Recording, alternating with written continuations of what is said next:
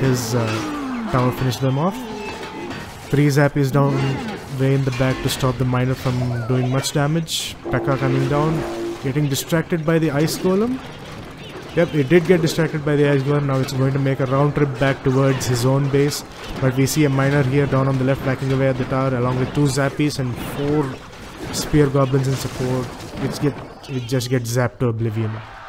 So again, Devil's Twin Star is down to 302 HP. As long as the beast is able to defend this push on the right, and he does manage to defend thanks to the Royal Ghost just whacking away at the musketeers and just completely destroying them. Yep, Miner and Poison down on the left, giving Beast his 3rd victory of the day with a sweep, with a 3-0 sweep.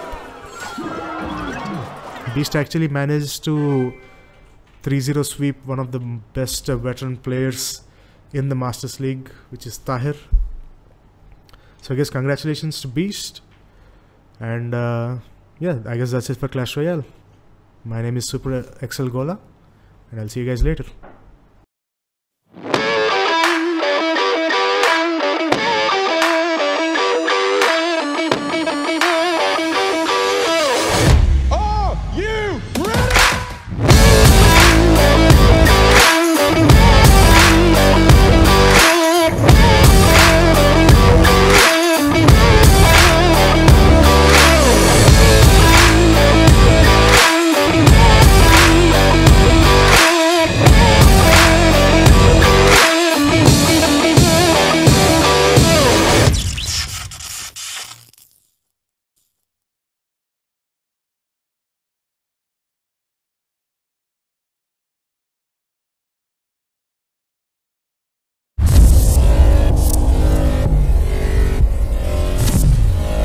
This is the first ever Omen X laptop for gamers that go to extremes. Gear up with the machine designed for total domination and engineered for gaming in stunning 4K. Equipped with the latest Intel Core processors, it gives you the power to be relentless.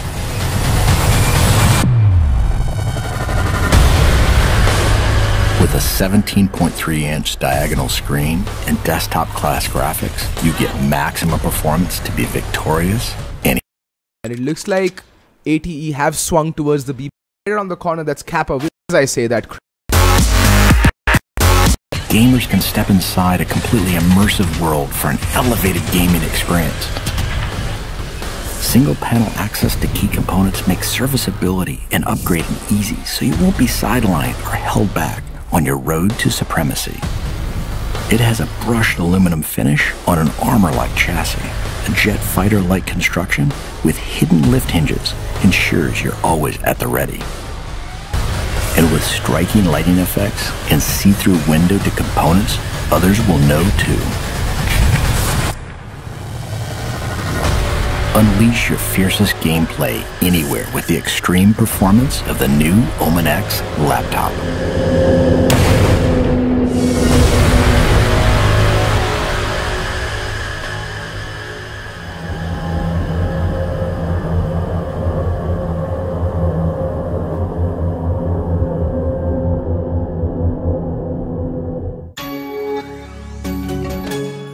Welcome back everybody to the ESL India Premiership 2018. Summer Seasons' Masters League is going on and we just got done with the Clash Royale game before this break. Now first of all, a huge shout out to our sponsors, esteemed sponsors there. Omen by HP, HyperX and Intel. In fact, presented to you by Nodwin Gaming and ESL. Now moving on, we have a Counter-Strike Global Offensive game lined up for you guys. We need two really interesting teams. We are talking about Team ATE Gaming and Malhar. So let's quickly take a look at both these teams and of course head straight away into the game to see what's in store for us.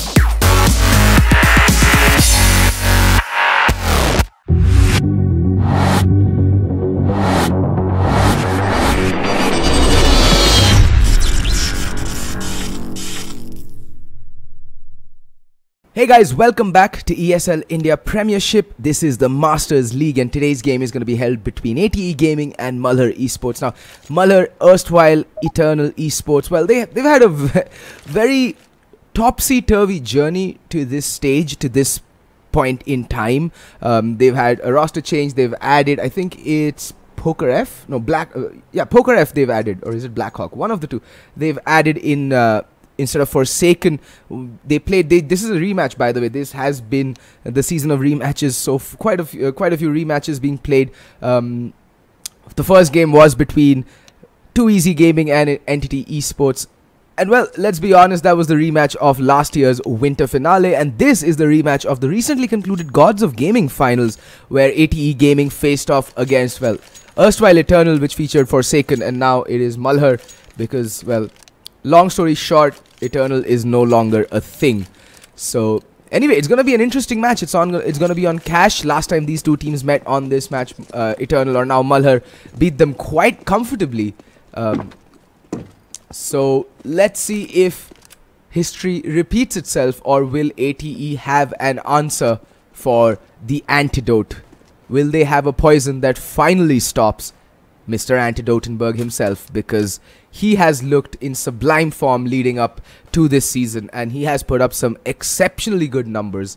And it looks like ATE are playing the standard A retake setup, 2 towards A, 2 towards mid, and we do see Buster now slowly peeling off mid and rotating towards highway, watching Squeaky. Look at Proud. Proud has been one of the revelations of the Indian CS scene. He in-game leads from time to time and has exception. As I say that, Krish just takes his head clean off.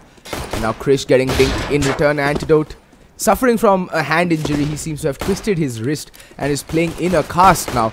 And that is dedication right there, folks. And there we go. Hellfighter taking Blackhawk down, but Kappa taking some fire damage, and Kappa will find Poker F in the meantime. Shabby finds 2 quick kills. Burns Hellfighter and shoots Ritz in the face. Kappa taking some damage.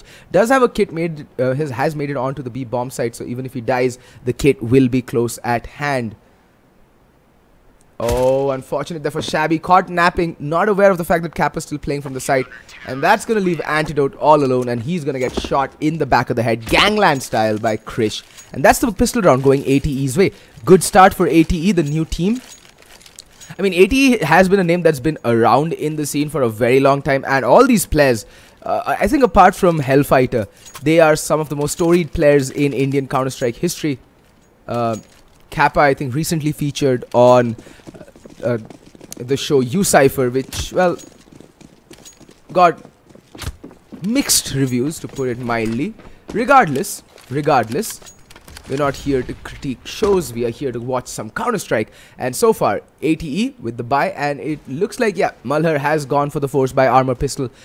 Par for the course. And okay, Ritz taking the Shroud boost. I think it's a bit too early to, you know, pull out this play, because after you've done this, any team will always check Shroud boost from that point forward, so it becomes a little bit dicey. I'd say keep the Shroud boost up your sleeve for a while before you break it out. And now Proud making his way up highway. He can actually break the Shroud boost, but then he does get spotted, and Ritz still chilling on top of Shroud box. Proud, he's found his way to an MP9. There is a player right around the corner. That's Kappa. Will he spot Proud? Yes, he will. Instant brain surgery being performed on Proud by Kappa. And there's Antidote. Makes his way in towards Checkers. And he's going to rattle off a few shots, but his restricted hand movements will not allow him to get the kill. In the meantime, Poker F does find Hellfighter, and Shabby finds Kappa. And in the blink of an eye, it's down to a 2v3. And Blackhawk with the God tier lurk makes his way out of Squeaky. Was just waiting for his teammates to make their way in towards the B bomb side, and now he's in with the flank. 2 players, will they be aware that a flank is coming in? Blackhawk picks up the MP9. Buster immediately finds his skull busted open, brain and viscera splattered all across the wall like a Jackson Pollock painting. And now it's all down to Ritz, who will fall to Poker F. And there we go, yet another anti-force buy that's lost by the team that is in possession of the guns. It is just ridiculous that Indian teams still haven't figured out how to play the anti-force setup. It's just the number of armor pistol buys that actually win rounds is, as an analyst, as a caster, it's just disturbing to see, because it should not be happening. The team with the guns, the utility and the weapons advantage is the one that's supposed to be winning. Anyway, Blackhawk with the AK-47, not wasting any time, will pepper Ritz with bullets, and Ritz will be put 6 feet under. Buster in the meantime patiently watching B-Main, and Shabby the counterpart doing the same, but in the meantime Proud falls to Kappa. Just the MP9 loss, so no big deal, but Kappa does have head armor to work with as well, so could make something happen. Let's see. It's all even Stevens, 4v4, HP advantage and weapon advantage to the T's most definitely, and it looks like ATE have swung towards the B bomb site. 3 players lying in wait, 4 players from the T's going to be streaming in any second now. Antidote with the M4 spots out 1 player playing towards default. Oh, what a shot onto Buster. Buster not just not having the best of luck when it comes to preserving his headshot, but there we go. Antidote finds Krish, but Kappa and Krish, they've done good work, and now it's all down to Kappa. Pulls out the CZ, trying to get the kill, does find Antidote, 20 HP. Blackhawk on 6, and Blackhawk getting spotted out. He's so low. That reload sound. Kappa playing this very smartly indeed. 3k for him. Can he get the 4k to see off this round? And yes, he can. Blackhawk glides into his crosshairs, and just as it was the case in the last round, the team with the pistols win it. GG. G frickin' G.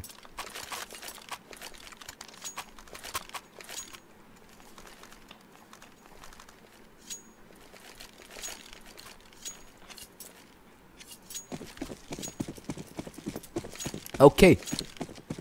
Does history repeat itself thrice in a row? Or is third time's the charm, and we will see the guns prevail over the pistols? Oh well, it's gonna be guns versus guns. 2 Galils, 1 AK, 1 UMP and 1 CZ. Very little utility, so might be going for a fast play. That's indeed what it looks like. Fast play towards the A bomb site is on the cards for Malhar. And I like what Buster's doing. He's aware that they will not have the utility, so he's taking the long range over towards CT car. Good Molotov for Squeaky, spots out a player towards A main. That is gonna be Poker F. Needs to be careful. They know where Buster is, but do they know? Oh wow, Buster taking a ton of damage. Down to 75 points of health. Did get tagged up through the wall a couple of times, and the rotation is coming in. And what a shot from Poker F. There we go. Krish replies on to Proud. Oh, almost finds the head of Poker F, but Poker F is just not taking any prisoners. Kappa takes up the spot of Buster. Kappa, hero plays from him the previous rounds, but has to go huge yet again. But this time he's getting peppered. He's getting shut down. Nope, he will not go down without a fight. Poker F bites the dust. It's a 3v2. Shabby and Antidote, though, extremely low. That Molotov is going to force the player out from Forklift, and down goes Antidotenberg. It's a 2v2. Kappa and Hellfighter definitely have the HP advantage. Definitely have the weapons advantage. But the question is, can they do it? Shabby was playing from Mazelbox. Down he goes. Blackhawk in a 1v2. What can he do? They know exactly where he's playing from now. He should just come around, pre-firing around the corner. And look at this man, Kappa. 11 kills in 4 rounds with 2 back-to-back 4Ks. Kappa is a monster, ladies and gentlemen. Kappa is a monster.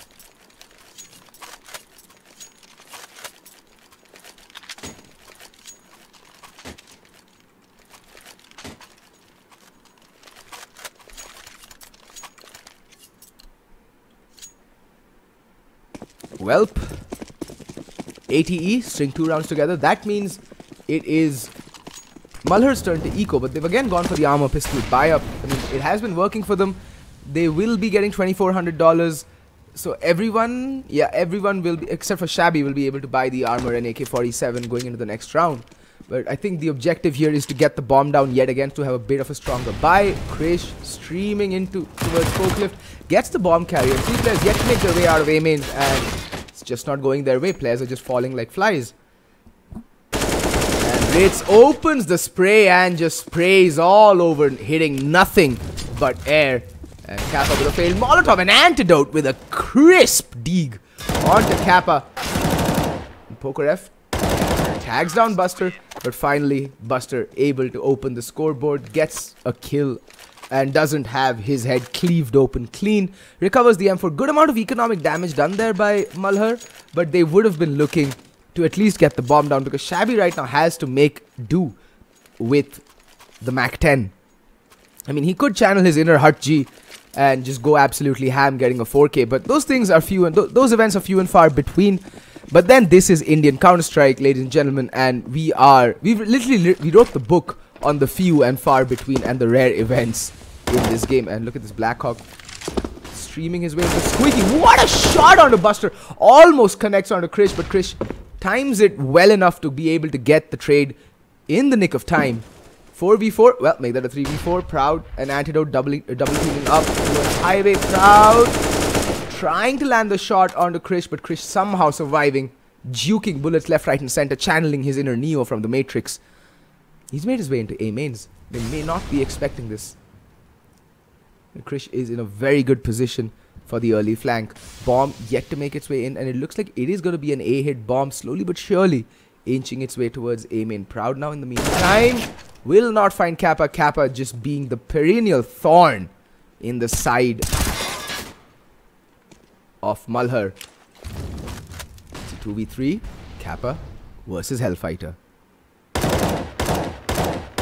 They know where one player is playing from. That is going to be Poker F. But Antidote finds Kappa. Now it's all down to Hellfighter. 1v3. What can he do? He's taking some nade damage. They still have 2 flashes in the smoke to hold off this retake. Unfortunately for Hellfighter, even though he does have a kit, he's run out of luck. Antidote getting dinked down to 6 HP. But finds the crucial headshot on a Hellfighter. And even with an injured wrist, he is proving to be a phenom. Antidote always a troublemaker for the opponents.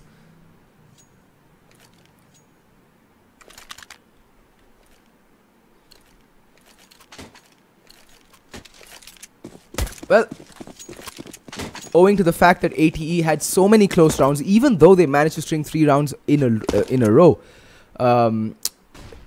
they just don't have the money. They're all broke, and a couple of them are actually on double eco territory, so not really looking good for ATE. The door gets opened. The flash peek is a bit too late, and Blackhawk is just gonna mop the floor with the players. Playing in the A-bomb side, Buster does find a kill, but it's a little too late. There is an AK-47 up for retrieval, but look at Poker F. He's just going to be guarding that rifle. Nope. Yeah, he's going to be guarding that rifle. Ritz just caught with his pants down, caught with a nade out. Down he goes, and it is just going from bad to worse. Buster and Hellfighter alone on the A-bomb side. It is going to be an A hit. Buster is going to get Molotoved off and shot to shit. And Proud getting the final 2 kills of that round. Good round coming out from Malhar. Clean, crisp shooting. Precise, decisive and authoritative. Just the kind of Counter-Strike I like to see.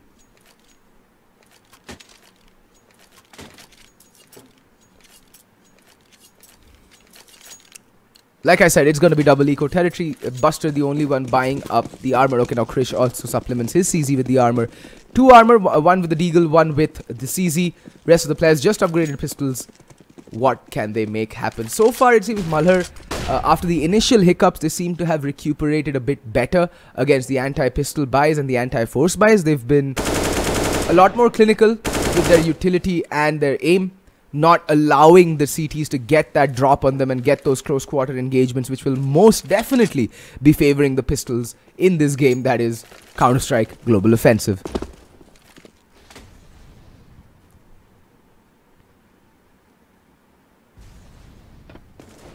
Alright, it's a 4-man stack towards the A-bomb side. Antidote playing alone. The wrap coming in from the highway position and no one expecting it. Proud, the longest spray of his life, but there we go. A flurry of kills coming in. Blackhawk, Shabby, Antidote, Proud all chiming in with a kill of their own, and Poker F. That was, again, a masterstroke on how to play an anti-eco. Perfect usage of utility, range, and their weaponry. Very good knowledge of what their weapons are capable of here. Malhar are showing some tremendous form. Injury be damned, Antidote is here to play.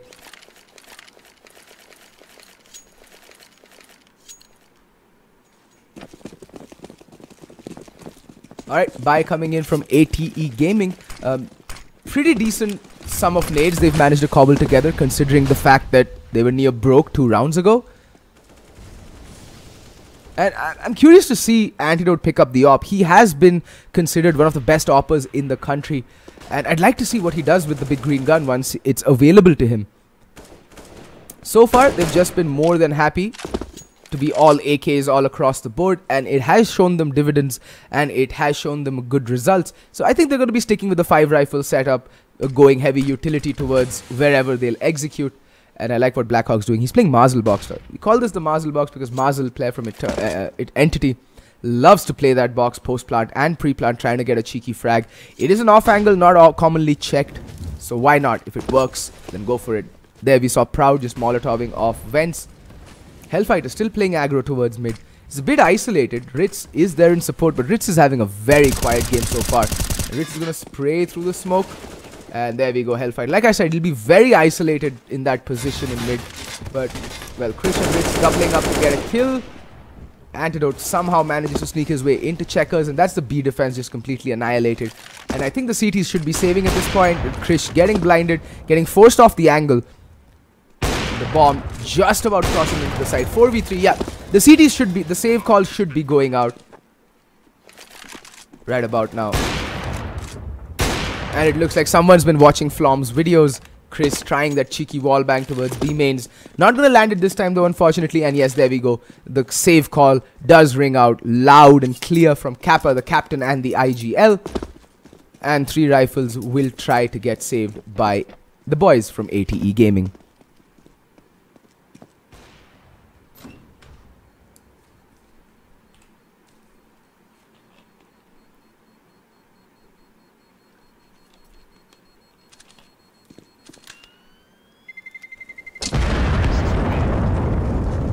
Chris does find a parting shot onto Shabby, and yeah, all 3 rifles do manage to get saved and carried forward into the next round. That means they can actually have 5 rifles across the board and a little bit of utility to play around with as well. And they have 1 FAMAS for the time being. Chris will be picking up that AVP. And a pretty decent amount of utility as well going forward, and 3 kits. ATE this round is doable for them. The money is starting to look a bit ridiculous, especially for Poker F. He's sitting on $11,500. So the terrorists aren't worried about losing this round. They have at least 1 good buy left in them still. And Chris with the op from checkers should be ideally poised to get this opening kill should Shabby peek it. And does Shabby peek it is the question. Chris just going to be changing his position up a little bit, and Shabby playing a very patient game. Spots out Chris. Chris tags him through the wall and beats a hasty retreat. That flashbang's not going to bother him in the slightest. Tries to flick on to mid, but Wentz, he's not quick enough, and he's got to relinquish his position. But there's the trade that comes in, and Antidote does one better, gets 2 kills on the entry. This is just not going ATE's way. Chris had the positional advantage. Kappa does find Blackhawk, who was, well, I think he found him through the smoke. Bomb doesn't get put down, but finally it will. It is a 3v3. Antidote fairly low. Poker F taking a lot of damage, and Poker F and Antidote pairing up, the harbingers of doom and gloom, and now Buster in a 1v3. Again, 2 players are very low. It is doable for him, but he does not have the weapons advantage. Just a FAMAS on him and a kit. Maybe he'll just go saving the op. And he, oh my god, that is just gonna feel so annoying to get caught with spam through the checkers, well, sheet metal. Buster getting caught in the flash and spraying wildly. Does not bother Proud. Proud does get taken down a bit too low, takes 3 bullets to the chest, but like a man channeling his inner Sunil Shetty, does not care, and he gets the job done. And with that, Mulher move on to 6 rounds. ATE still languishing with 4. ATE really need to get something going because the momentum is clearly shifting in favor of Mulher, erstwhile Eternal Esports.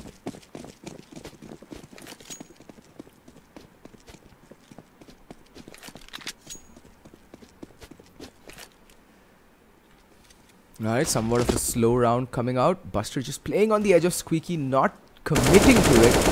But there we go, he should know. Oh, wow, what a shot! Buster swings out like a bat out of hell and just completely surprises Proud, catches him with his pants down. He goes 4v5 instantly. That Molotov should force. Wow, Hellfighter finds Antidote. This is not going well. And look at Buster's position. He's playing in the smoke, free of the flames, just so cheeky. And it's a 5v3.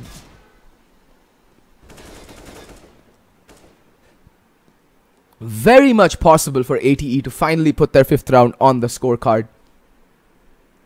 The question still remains, will they be able to see it off? There's still 3 players left on the A bomb side. They should have swung, but then the bomb hasn't been spotted. There's the utility raining in, and the players come streaming in as well.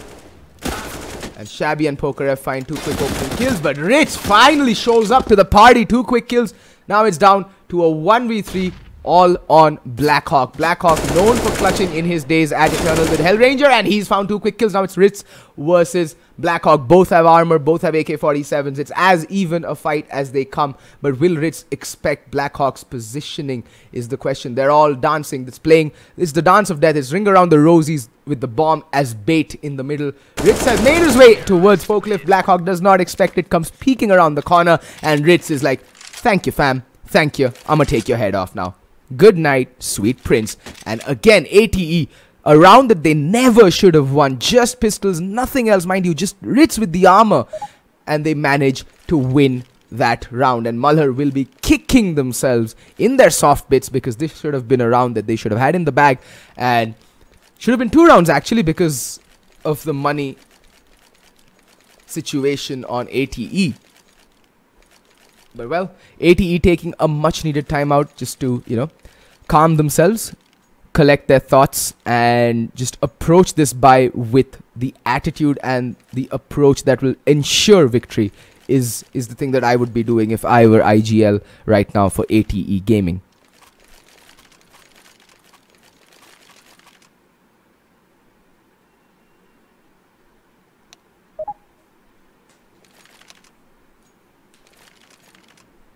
Alright, ATE being very liberal with the 4 timeouts afforded to them. They've already taken 2 back-to-back. I think this is a long discussion that the captain is having with his comrades. Trying to get them all in sync so that they start operating as a unit and not as 5 individuals trying to get the highest match IR.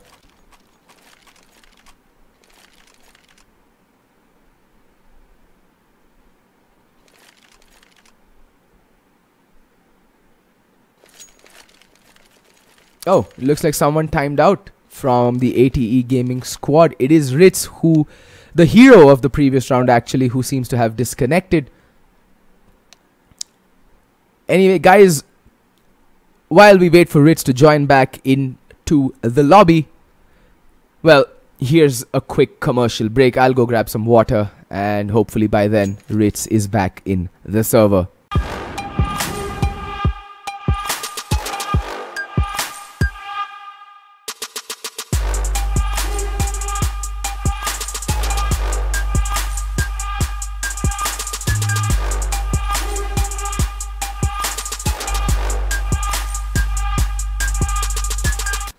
Welcome back, dear viewers. Ritz has joined the party once again. He was the hero of the previous round, getting that glorious 3k. Finally, a very crucial time for a player of Ritz's caliber and experience to show up and deliver for his teammates. And with that, ATE put their 5th round on the board. Malhar, though, have enough money. Very comfortable by coming in from them. But now it is an even battle, and Krish immediately opening things up with the kill onto Antidote. And Shabby a bit too slow on the swing. There is a player boosted up into Vents who is going to be found out by Proud. But Shabby solo 4 HP. Chris again getting forced off the angle. Shabby's going to go pushing in. This man knows no fear. And Kappa still at the back of Checkers does have bomb control. This is huge, because now they have to play around Kappa's position. It's a position that's easily Molotoved, and he can get burnt out of his little hidey hole. And there we go. He's getting Molotov. Doesn't have a smoke. Will be forced out and will be put down. It's still a 2v3. But they're so low. They're so low. Oh, doesn't matter, because Poker F is the headhunter. And he is collecting those skulls left, right, and center. The headshot machine he has been this game. So good. So clinical. So precise. Delicious.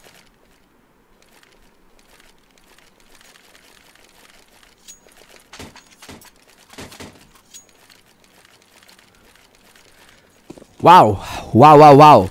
ATE Gaming facing the worst nightmare any Counter-Strike team can ever be facing, and that is a hard reset. Win one round, lose the immediate next, although they did win on a complete eco, so they should have some money. Yes, at least Ritz has some money. Everyone else bought fully into that round, so they're going to be struggling to get an economy going from this point onwards, and it's already reaching the flag end of the first half. Mulher's already secured 7 rounds, and they look well underway to securing 9 for the first half.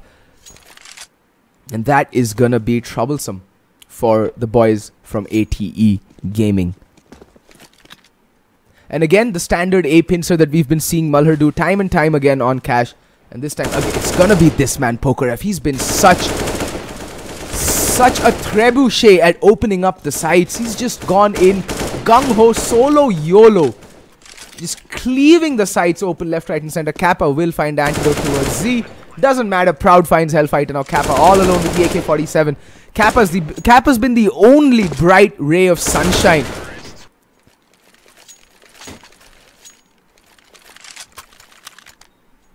Wow.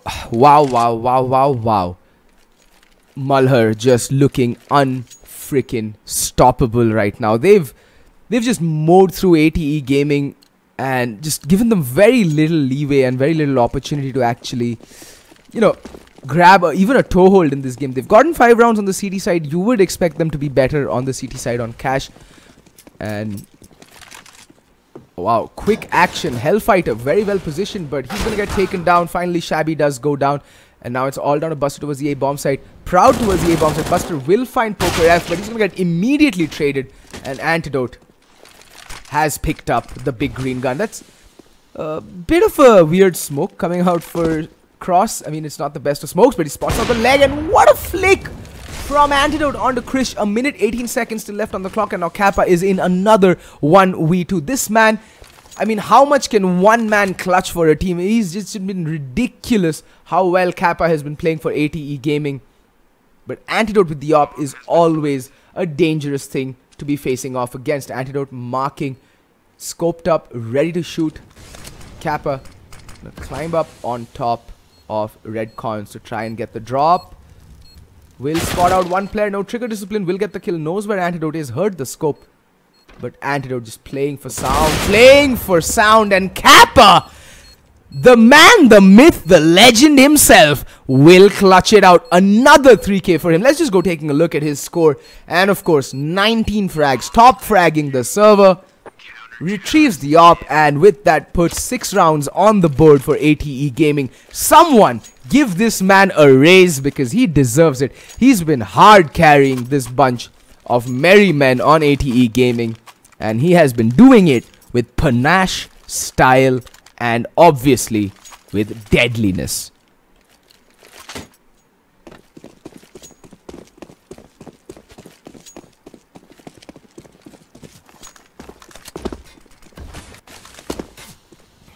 Chris making his way aggro towards mid. Antidote, I think he should have heard Antidote bunny hop his way towards the close corner there. Needs to be careful.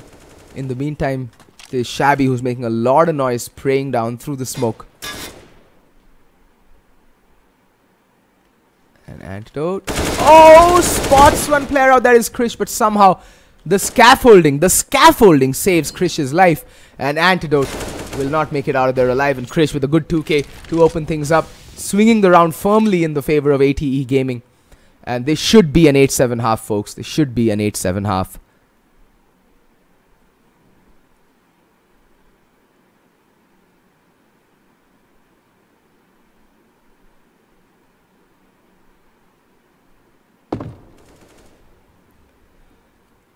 Alright, Pokerev towards mid. Still Chris is alive after getting those 2 quick kills, and Pokerev somehow finds himself looking down, staring down death in the face. 12 HP onto him. Kappa's gonna get mollied off, needs to make his way towards safety. He's burning, and he's blinded himself. And wow, Shabby getting shot in the back. Hellfighter picking up where Krish left off. Kappa finds the final kill of the first half. And with that, it does indeed end. 7 to ATE, 8 to Mulher. Wow. Did not see that coming. I was expecting at least a 9-6 or a 10-5 half even. At one point, it looked like would be very much possible for Mulher. But ATE Gaming digging deep, finding their courage, their grit, their determination. And, well, clawing their way back up to 7 rounds. Good, very good show of determination from ATE Gaming, and obviously Kappa with that hard carry. I think he's on 20 frags already. Yes, he is. Wow. Poker F, Antidote on Malhar, and Kappa and Krish on ATE have been the heavy fraggers. But although Proud and Blackhawk and Shabby have pitched in, they're not as big as stragglers as the rest of the ATE squad. Ritz, Hellfighter and Buster just have not showed up for this game at all. And wow, it looks like a YOLO B play. Shabby the only player towards B. He's going to fall back towards CT spawn and just wait and play the patience game. Proud in the meantime makes his way over towards Heaven, playing a rather off angle. Does not want to get caught in that pre-fire. And Shabby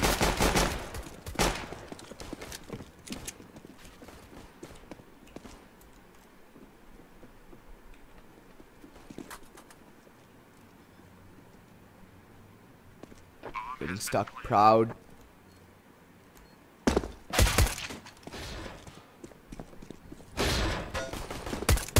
This just kills Proud. He's just such a dancer. He's like Muhammad Ali with a pistol. Floats like a butterfly, stings like a bee, all over the place, and kills everybody. Proud with a 4K. What a pistol round from this guy. Exceptional. Exceptional. My. Proud.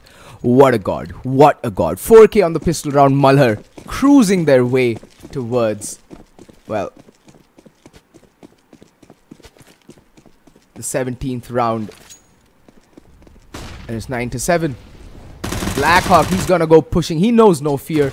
Man has no problem just mowing down that one player towards A mains. They know it's going to be a full eco because they did get the bomb down there, ATE Gaming, so they would be looking to get their hands on the early AK by the next round around.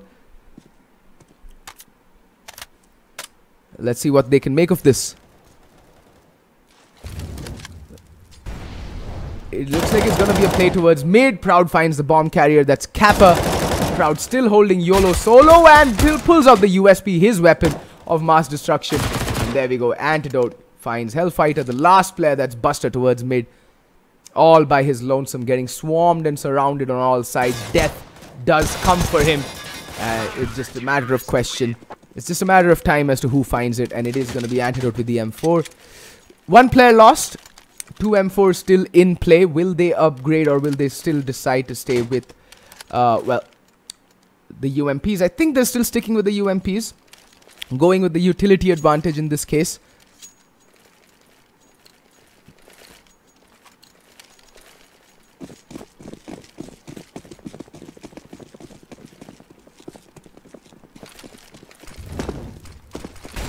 Remains to be seen though if ATE can pick this round up. They're going for the early boost and they're going to be met with a counter boost, it seems. They are preparing for it. This is going to be dicey. This is going to be interesting. Oh! Krish spotting out one player in the meantime. Buster has found the opening towards the B bomb site, but the bomb is yet to make its way. The rotation coming in. Krish still boosted up. And Proud has made his way in towards Vents. Will they be aware of the fact that Proud's position is the question? Ritz playing a very aggressive angle in towards the B bomb site. And Proud's hearing the rotations coming in. He's just worried about mid for the time being, not wanting to lose mid control. And look at Proud like a bat out of hell. A Banshee just pops out and mows down that B presence from ATE Gaming. And with that, secures the man advantage firmly in favor of Malhar. And now it's all going to come down to Shabby, the lone defender towards the A bomb site. Bomb is slowly but surely making its way towards the A bomb site. And he's got one flashbang left to play with. And so far, it has not worked out. There we go. Spots out one player. And the rotation has come in. There towards Heaven, getting spotted out by Antidote. Hellfighter does fall. And now it is all down to Krish, who will get taken down by Shabby. Shabby upgrading to the AK-47 as well. Free upgrade for him. Free upgrade for Proud. And Malhar cruising right now. Absolute cruise control, because ATE Gaming will be ecoing another. Could be an armor pistol at the most. But nothing more. Hellfighter still sticking with the Tech 9. Now, someone needs to send this kid a memo. Because the Tech 9 has been heavily nerfed, my dear friend. CZ is the new EZ. Not the Tech 9 is the new Keck 9. Not anymore. Not anymore. Looks like Hellfighter, the only player with the armor, will be leading the charge. in towards the A bomb site where 3 players lie in wait. Whoa, what a shot from Buster. Antidote getting completely and absolutely deleted from the server. In the meantime, Kappa finds Proud, but Blackhawk still alive and kicking towards the back. At quads, but he's going to get taken down by Buster. And somehow, it's come down to a 1v2. Shabby being called upon by his team to clutch, and down goes Kappa. It's a 1v1 Buster versus Shabby. No armor for Buster, but has the M4. 2 kills for him. Can he get the third to see off this round? Shabby has been spotted out. They know exactly where the other is, and Shabby with his glorious display of NA nading skills. Actually, we can't really call NA nades a derogatory term anymore because NA has just won the majors. Does not matter. Shabby will cleave Buster's head open, and with that, he will clutch out that 1v2 and see Mulher on to 12 rounds.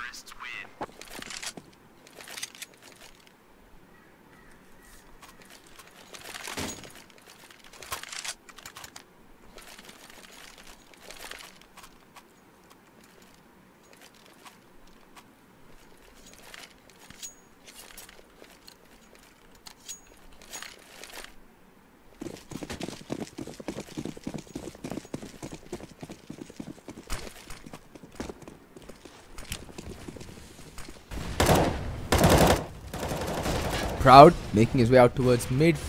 Kappa playing fast towards Wentz. Doesn't matter. Shabby completely blinded, but Kappa's made his way in towards the back of Checkers. But Shabby should have heard that. There is a player Poker F with the AWP. Shabby in the meantime does get taken out by Ritz. And I don't think they know where Kappa's playing from. Hellfighter finds Proud. They're just all falling one by one. Lambs to the slaughter. Man advantage to ATE Gaming yet again. 2 rounds in a row. Doesn't matter. Antidote is there to get the bomb carrier down. That's the worst possible thing to happen. And in the meantime, Poker F finds Kappa as well. And just like that, ATE give up their hard-earned, hard-fought man advantage. I don't know how they're doing it time and time again. They're just making stupid plays all over the map and just dying. Do they know how to play terrorist side? Do they know how to play a T side on Cash? That does not look like it. Guys, please go back, practice a little bit more. This is disappointing. You do not play T side like this. This is actually bad. You looked a lot better on the CT side when you were managing to mount that comeback, but on the T side, you're just looking like a bunch of random puggers who do not know what they're supposed to be doing. There's no default. There's no role allocation. And it looks like there's no comms. What is Ritz doing out mid when you have no mid control with the C4? That too. Take the safe way, bro. Alright, 1-for-1 trade, and Antidote doubles up. Gets the man advantage back for the CTs and falls right back. Proud in the meantime beating a hasty retreat as well to shore up the A defenses.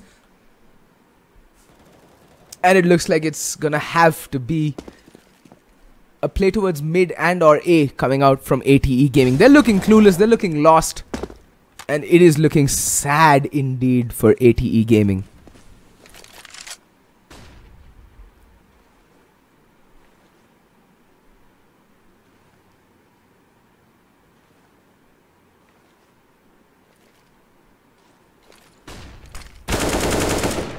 Alright, Ritz finding the kill onto Antidote. That's a good start, but there's still Proud left to contend with. That flashbang could catch someone off guard. No, it doesn't, but Proud manages to find Kappa, manages to find Buster. Has just one more left to find, and Proud is not going to make any mistakes. He's going to find 3 crisp, clean headshots, and with that, just lay to rest any hopes that ATE might have had of taking that A bomb site. Proud doing his team proud and going above and beyond the Call of Duty. That was beautiful, beautiful holding of the A bomb site. Guys, if you want to watch how the A bomb site ought to be held in a pressure scenario, watch that round. Proud played that to perfection.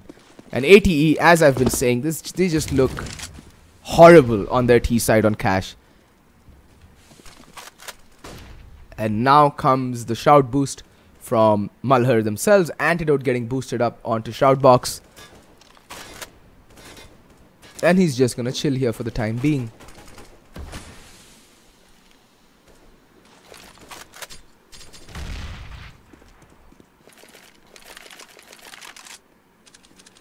I mean, ATE have been looking to pressure this A bomb site a lot, but haven't found any success whatsoever. Antidote needs to be careful. He can get spotted out and shot in the ass if he is not careful. But they're not. Oh, there we go. Antidote getting found out. But Antidote still somehow staying alive and falling back. What?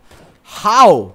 How has that been allowed to happen? And look at Shabby's position. He's playing an off angle towards Smokelip. He's going to get pre-fired, but again, somehow managing to stay alive. And look at what Antidote is doing. The cheeky little kid.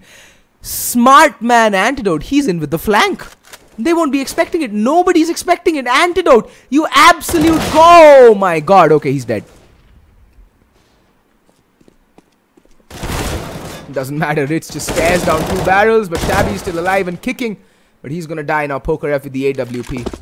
But look at where Bomb is. Bomb is all the way back outside Squeaky. Now, if only Antidote had looked around and spotted the bomb, he could have just told his teammates, yeah, guys, chill. I got bomb. No problem. No problem whatsoever. But just look at Poker F's position. It all comes down to timing. Marking the cross, spotting the cross, chucks a nade, switches out to the AK-47. And the thing is, Poker F, Hellfighter will be expecting an op. Does get clipped though with the nade, down to 70 HP. And the fact that Poker F is up there, okay then, doesn't matter. Snaps straight on Hellfighter's head. He's dead. He's dead as nails. Dead as rocks. Just dead. And Mulher moving on to match and map point. This, why am I saying that ATE have no idea how to play the terrorist side on Cash? Is because they have not won a single round on the T side of Cash. It's just been all Mulher all the way. And that is just disappointing. This has been a one-sided half. As one-sided a half as I've ever seen. And ATE really need to go back to the drawing board and work on their T side on Cash. Because this has been far from what is acceptable at this stage of Counter-Strike.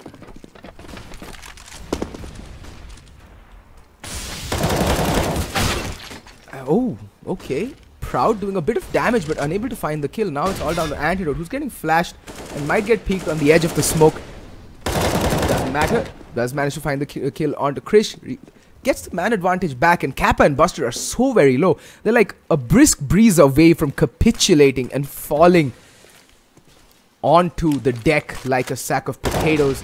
Shabby is going to try and flash his way out, but he's going to be met with a 7.62 bullet to the face by Kappa. But Poker F still alive, still kicking, finding 2 kills yet again. Poker F has been an absolute beast on the series side, clutching round after round after round, and just being a perennial thorn in the side of the T's. And now it's gonna be Buster's time to meet his maker, and it's all down to Hellfighter in a 1v3. It does not look like it's gonna happen. This looks like Muller's game. Indeed it is. Poker F, rightfully so, with the final kill of the game. Match and map point. That's GG, well played for Mulher. And ATE Gaming really needs to go back to the drawing board and understand how to play the T side on Cash. Anyway folks, that's all from my side. I hope you guys had fun. I'll see you all tomorrow right here, same place, same time, ESL India, with yet another game of Counter-Strike in the ESL India Premiership, the Masters League. Bye-bye and have a great evening.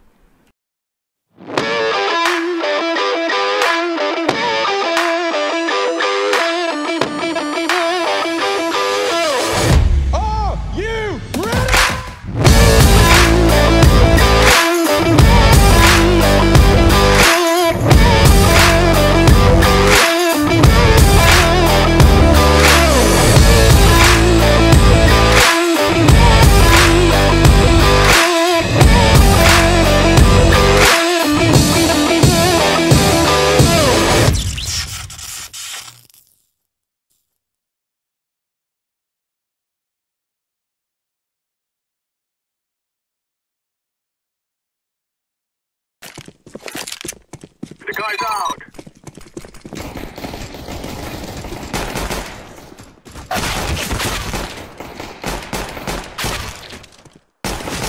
Decoy. That was beast.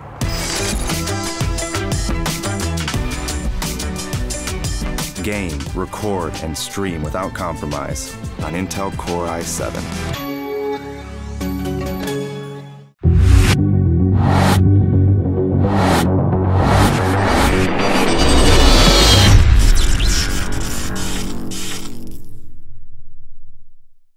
Welcome back, everybody, to the ESL India Premiership 2018. Summer Seasons is Master League going on, and right now we just got done in a short while ago with the Counter-Strike Global Offensive game of today between ATE and Malhar.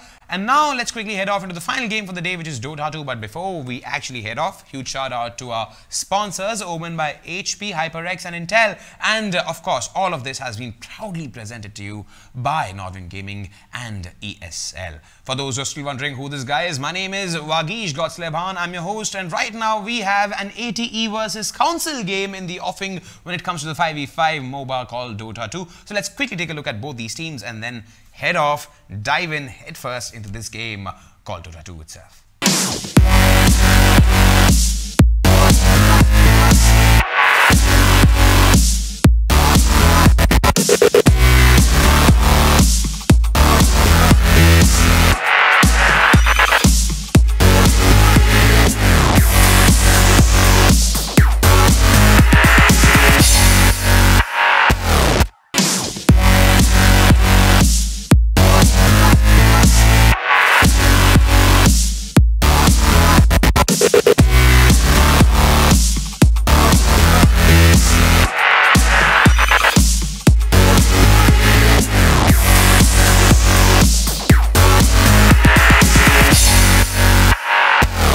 Hello folks and welcome back to the ESL India Premiership. You're watching the summer season phase 1. My name is Vivek, with me is Floki, and we got ATE Gaming on the Radiant versus the Council. ATE stood for something, but it's accuracy, teamwork, experience. They're quite flexible with what... Yeah. Oh, okay. Yeah, they're I quite... thought it just that they're hungry.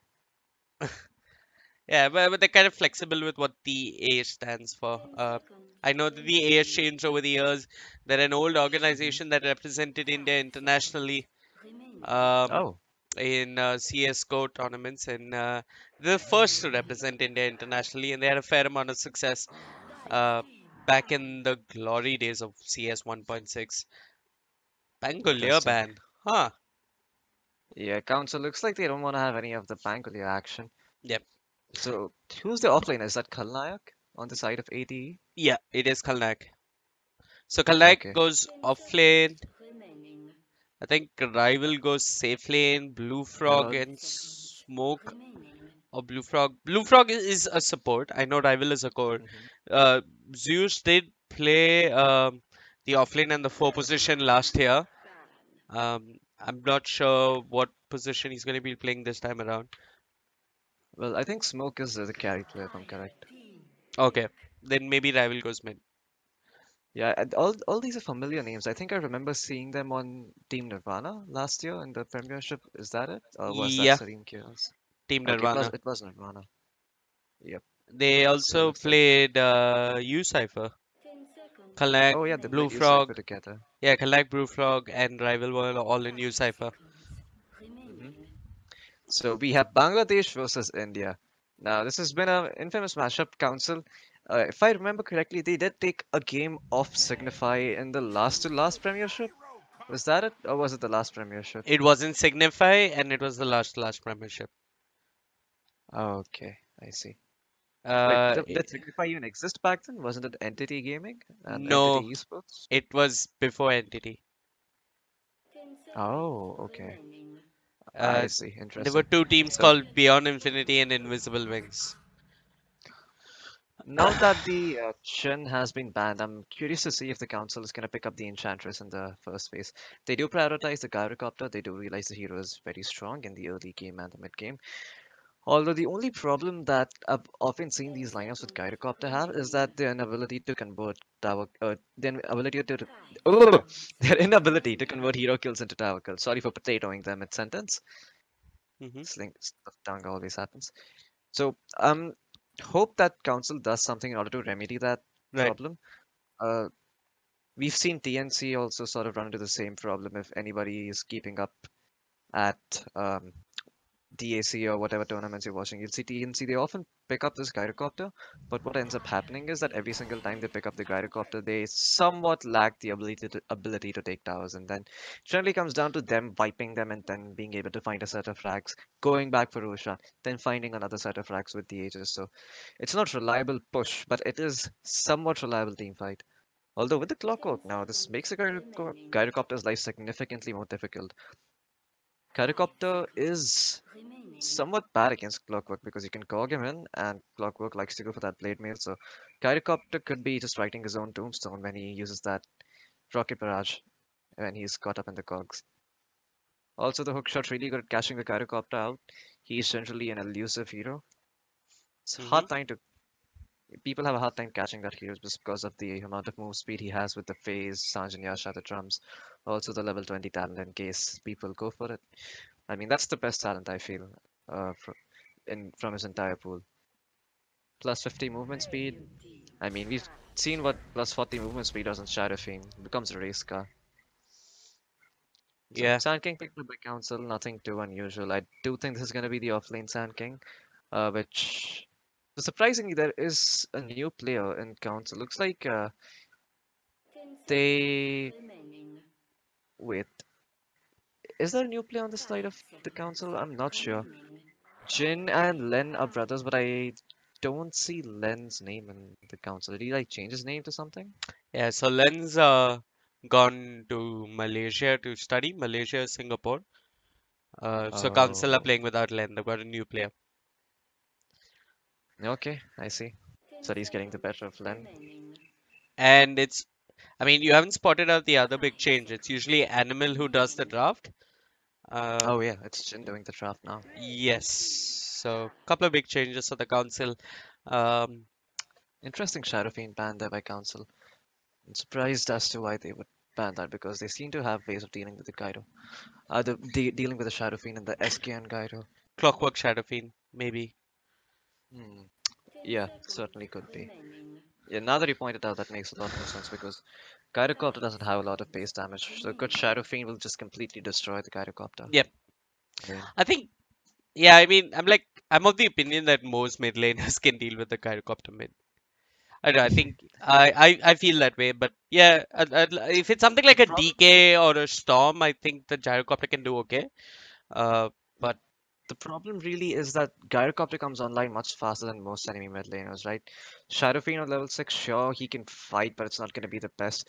Gyrocopter, as soon as you hit 6, you have your cooldown, you have your Rocket Barrage that deals a bad shit ton of damage. You just get one stun and the enemy mid laner is going to be falling. Doesn't matter if it's a Death Prophet, doesn't matter if it's yeah, Shadow Fiend. If they don't have a way of running away from you, 99% of the time you're going to get the kill. And that's really what Gyrocopter offers as a mid lane at this point. You get that level 6, you get those kills going. It's not necessarily about the first few minutes. The first few minutes are not bad, but they're not too great either. You just spam homing missile and tries to secure last hits. hmm 80 Gaming, they are looking for the fifth ban here, and a little surprised to see the Brewmaster ban. Have Council run the Brewmaster previously? And if so, have they done it successfully? I think they have. I mean, I remember Jin playing it once. Anything which has control groups, Jin loves to Ah, play that hero, okay. literally. hmm I mean, Jin seems like the kid in school where everybody hates maths, but Jin just absolutely loves maths, and he all he does is maths Yeah, every day, all day long. Integration, derivation, whatever you ask him to, he'll be more than happy to finish your homework. For him, it's a sort of a plaything. absolutely. Next ban for the council, they're gonna ban out TOD. Huh. Okay, I'm I can get also behind this man. not sure how the council are. I mean, who's playing what role? They're kind of flexible about their roles. They've experimented a lot in the past, and I think we might see them experiment this time as well. Okay. AT Gaming, they're gonna pick up the void. I'm pretty certain this is Kalnayak heading to the offlane with the void. Um, Uh, I guess it is, but I'm Not a a little fan. anxious for 80. Yeah, I'm not a fan of that void pick so early on because Yeah, it tells you a lot about 80's draft. Now you yeah. know that they gonna have a Chronosphere, and now you have three picks to possibly deal with the Void. You already have the Sand King, which is a 2 second stun at level 1, so Void can't backtrack the damage that he takes during those before those 2 seconds. So hmm it's gonna have some trouble, and the Council, they gonna pick up the signature Winter Lion. They really like this hero, don't they? Uh, yeah, they do pick it up a fair bit for Animal. I was actually thinking that they pick up the other animal hero, which is Disruptor, which I think is also really good um, in the laning phase Yeah, versus the Void, just because of Thunderstrike. It's really difficult Thunderstrike. to time walk that. So I thought they'd go for the Disruptor, but they're going to go with the Winter Wyvern instead. At the very least, this is going to stop AT from picking up too much physical damage. Or be careful with the positioning in team fights when there's a physical DPS heavy core coming in these team fights. What do AT want to do with this Void, though, is the question. I I mean, think they want to get some big ultimate heroes, probably something like Queen of Pain, maybe. They're gonna go with the Maresca, so it's gonna be so one of these three heroes is gonna be a core. It's either the Dark Willow, it's either the Clockwork, or the Rubik. If the Dark Willow is core and is going mid against the Gyro, that could actually make a lot of sense because Shadow Realm does it prevent rocket barrage damage or does it not? it does. It does, doesn't it? Yeah, Yep. so I mean that's a really good counter to Gyro then because then you're negating like 90% of his damage output. You get a rotation in from one of your supports and suddenly Gyro has to tuck tail and run. You're assuming it's a mid It's a gyrocopter, mid though. Willow. Yeah, I'm assuming it's a mid Gyrocopter and also a mid Willow. This Gyrocopter is like usually likes to play. It doesn't necessarily want to be in the safe lane, but they could make it work. But Void is gonna be a hard kill when you have a Winter Wyvern and Sand King. You need two disables to reliably kill a Void or a Disruptor, which at the moment is not on the lineup of council. Okay.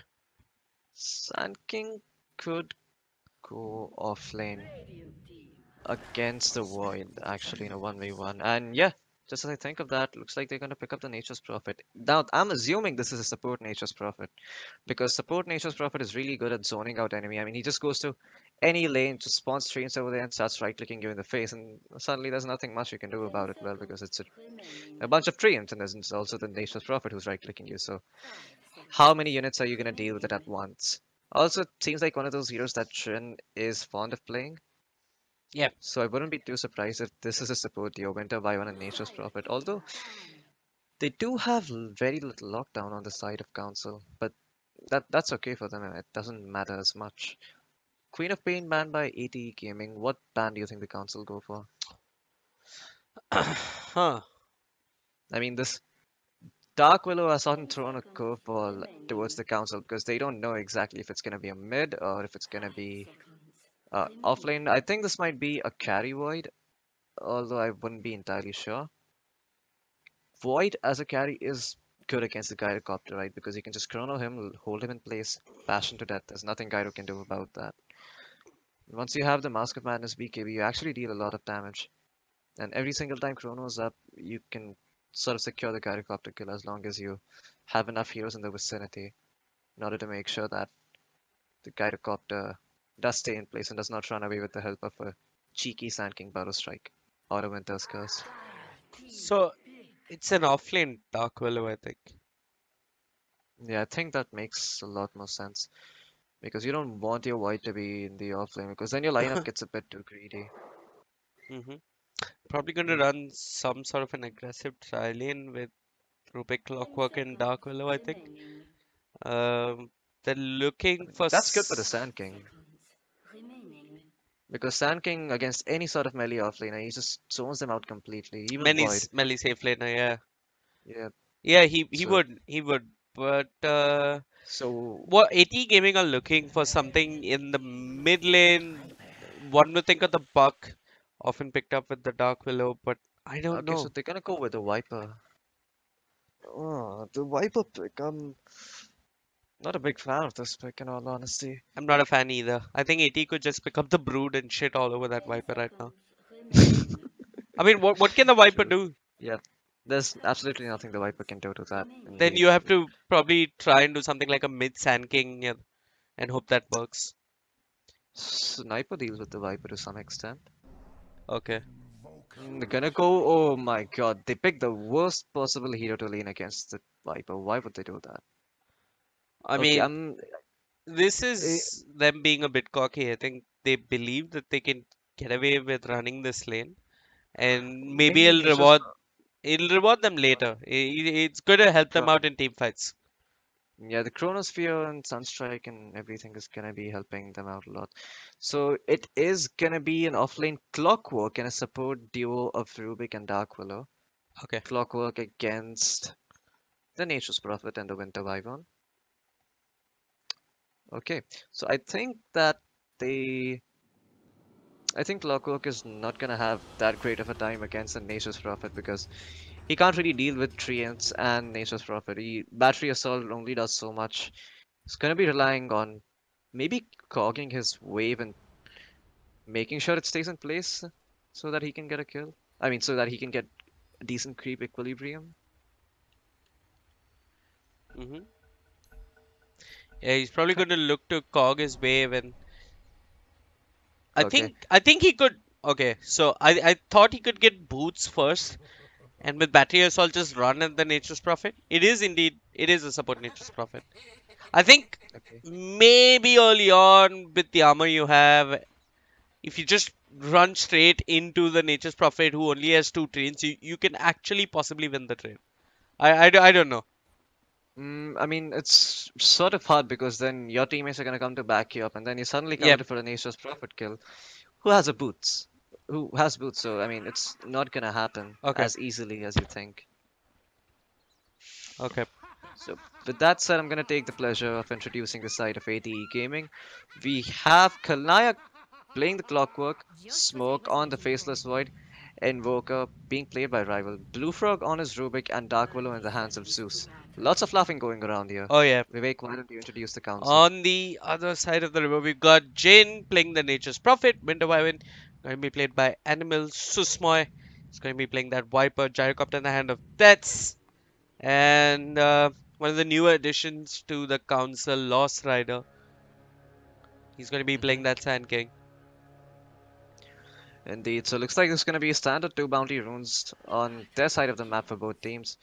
No bounty rune snatching shenanigans, but just as I say that, Clockwork goes in, cogs him up, but he's going to get Burrow Strike and the Winter's Curse is upon him. I mean, Arctic Burn. the Arctic Burn is upon him, yeah. Wrong spell name. Deaths, he can't really close the distance, so Kalnaik is going to be okay, but he took a bunch of damage and space created, he says. For what exactly, my friend? For what? So He it is didn't going to get be a duel. He didn't get the bounty rune, right? Yep. Okay. So it is going to be a duel lane at the top part of the map. It's going to be the Dark Willow and the Clockwork. So the Clockwork is trying to pull the next creep wave. It is an offlane Dark Willow. Yep, it does seem like it. I mean, who's the support here? Is it Clockwork. Kalnak? Yeah, Kalak. So Kalak played the offlane role in the past, but this time around, I think because he's the IGL as well, he's playing the 4 position. So we're going to see Kalak playing the 4 position here. Okay. Top lane the Sand King, he's already out of mana and he's gonna pop his Clarity, so that should give him some of the mana back. Level 1 at the moment. As long as the dual lane does not die on the side of ATE Gaming, they will eventually get ahead because this is a tri lane and you're sharing experience between 3 heroes, so eventually it's gonna end up favoring ATE. Bottom lane, looks like Jin is gonna be playing the offlane role and it's not gonna be a support Nature's Prophet as I thought, so a bit of a role switch up coming out here on the side of Team Council. Yeah. Smokies has a bunch of regen, is doing okay in lane. Not too worried about Jin using his strings to harass him. Mid lane though, not sure if the same can be said about Invoker, who is surprisingly 6 and 5 at the moment against the Viper 6 and 2. Level 3 at the moment, Viper's still level 2. A matchup that I think should favor the Invoker, I mean should favor the Vipers, favoring the Invokers. I think this is a clear sign that one of the 2 players is a little weak in terms of skill. I mean, come on, Viper versus Invoker, it should always go. If 2 players are of equal skill, it should always go to the Viper. Okay, somewhere the Raiden Curie ended up falling. Yeah, I missed that as well. And top lane, he just had a huge wave in his tower, so he's gonna get a bunch of XP. Already level 3, and on the other side, Jin, he too has hit level 3. Mid lane. Run out of mana at the point mid lane. He's okay. There was an attempt onto rival with a double damage room, but he's gonna be fine. Lost Strider, he only has 1 point in Burrow Strike, so it's not the longest range on that skill. With the DD rune, it should be helping out the Viper a lot more. I'm not sure how Dark Willow is finding the levels that she's finding. I think Council are struggling to win 2 out of their 3 lanes. The only one who's doing somewhat okay is Jin. I mean, sure, the Gyrocopter's farming, but they haven't shut down the Dark Willow. Yeah, Jin in the bottom lane. Bit of an awkward position here, surrounded by Khalnayak as well as Smoke. He's gonna be able to TP out for now. Top lane, Zeus, he's trying to do a pull of his own, but is not gonna be successful in doing so. Only manages to catch the range creep. And this Invoker just can't stop laughing. Yeah. I'm not sure what he's laughing at. He's getting a couple of denies off, but not like he's winning. I mean, he's finally starting to fall behind. Viper is starting to pull ahead. He's 15 and 7. Invoker is 10 and 8. I think he finally realized that this is not that great of a matchup as he thought. Oh, as I say that, Burrow Strike in the mid lane onto Rival. Rival tries to turn around with the Cold Snap onto Sand King, but not much is going to come of it. Rubik's here with the lift. He's going to throw him back, but it's not going to be in tower range. And that's going to make sure that Viper can't get the kill. And Jin is being extremely patient with his rotations. He could have moved mid, but he's holding on to that TP. Yeah, he does not want to go in where he cannot secure a kill. I mean, maybe if Jin came in mid with the Sprout, they could have been able to find the kill on Rival. Yep. He had 3 Incense Sprouts, so maybe they could have gotten the kill. Mid lane, Viper might be in some trouble. Clockwork going forward with the Battery Assault. Blue Frog does have the Fade Bolt to secure the last kill, and Cold Snap onto Viper. He most certainly should end up falling. And with the Fourth Spirit and Cold Snap, Khalnayak will draw the first blood. Well played there by AT Gaming, recognizing that the Viper is a bit too far out. Perfect execution of that gank. Khalnayak even waiting on till the very last minute to use those cogs. Yeah. Trying to get as much Khalnayak was patient, man. Yeah, he was extremely patient. Top lane, Gyrocopter. Rocket Barrage just flies through. So does the homing missile, but Dark Willow is able to avoid most of the damage thanks to the Shadow Realm. And the Dark Willow is actually doing quite some work. That nuke damage is going to hurt. They've caught Animal. Yeah. Top lane. He's going to be caught in the Bramble Maze for now, but is going to be able to get away as Lost Rider is coming in. They try to turn it around, but he's going to be caught in the Bramble once again. The ward placed by ATE Gaming is going to get pinged out. Both of the wards were placed at exactly the same time. Can you believe it? So for now, not much going on the map. Viper, he's still dominating his lane despite sort of dying once. Yep. But he's only doing it in terms of creeps. In terms of XP, it's actually favoring Rival. Yeah, Rival definitely has more denies to his name. He's also picked up that Aquila that should help him and his Fourth Spirit output more physical damage if need be. The thing is, Jin is doing really, really well in the Nature's Prophet, and if he keeps this up, he could pick up an early Orchid. You normally don't see the Void build into a Manta style. You don't see the Invoker build into a Yules or a BKB that quickly. But at mid, they're going to try once more. This time they tried to catch the Viper, but it was not successful. Lost Rider, he's here with the Burrow Strike, and with that, they certainly should be able to find the Rubik. Animal comes in with the Winter's Curse just for good measure. Wait, there wasn't any Winter's Curse. Oh, I mean Arctic Burn. Yeah, I'm a dumbass. I need to make sure that I remember spell names correctly. Well, Void is sitting at the top of the network charts. It's the only bit of good news for ATE Gaming. I mean, it's been a near even laning stage.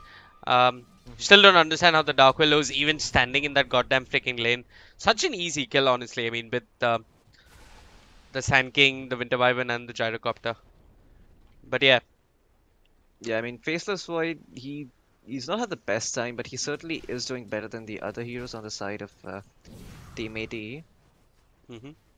And might be in some trouble here. Sprout catching the Faceless Void, locking him in. Does have the time walk in another few seconds though, so he's gonna be okay. Chronosphere, he might just try to turn around, and Chronosphere is gonna catch the Sand King as well as the Nature's Prophet. And with the Sunstrike, never mind, it's not even needed. The Bedlam does the trick.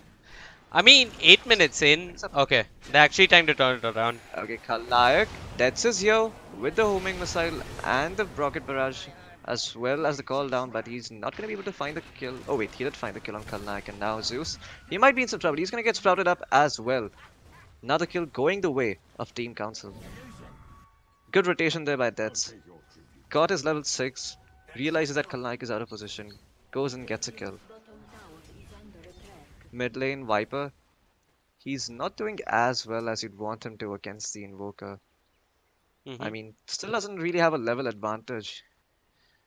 They're pretty much sitting at even CS at the moment. Yeah. If what I'm seeing is correct. Yep, 32 and 15 for both sides. Although the bot tower is going to be falling for Council, so that's one thing that they have rolling. And that may be enough to bring Viper back into the game.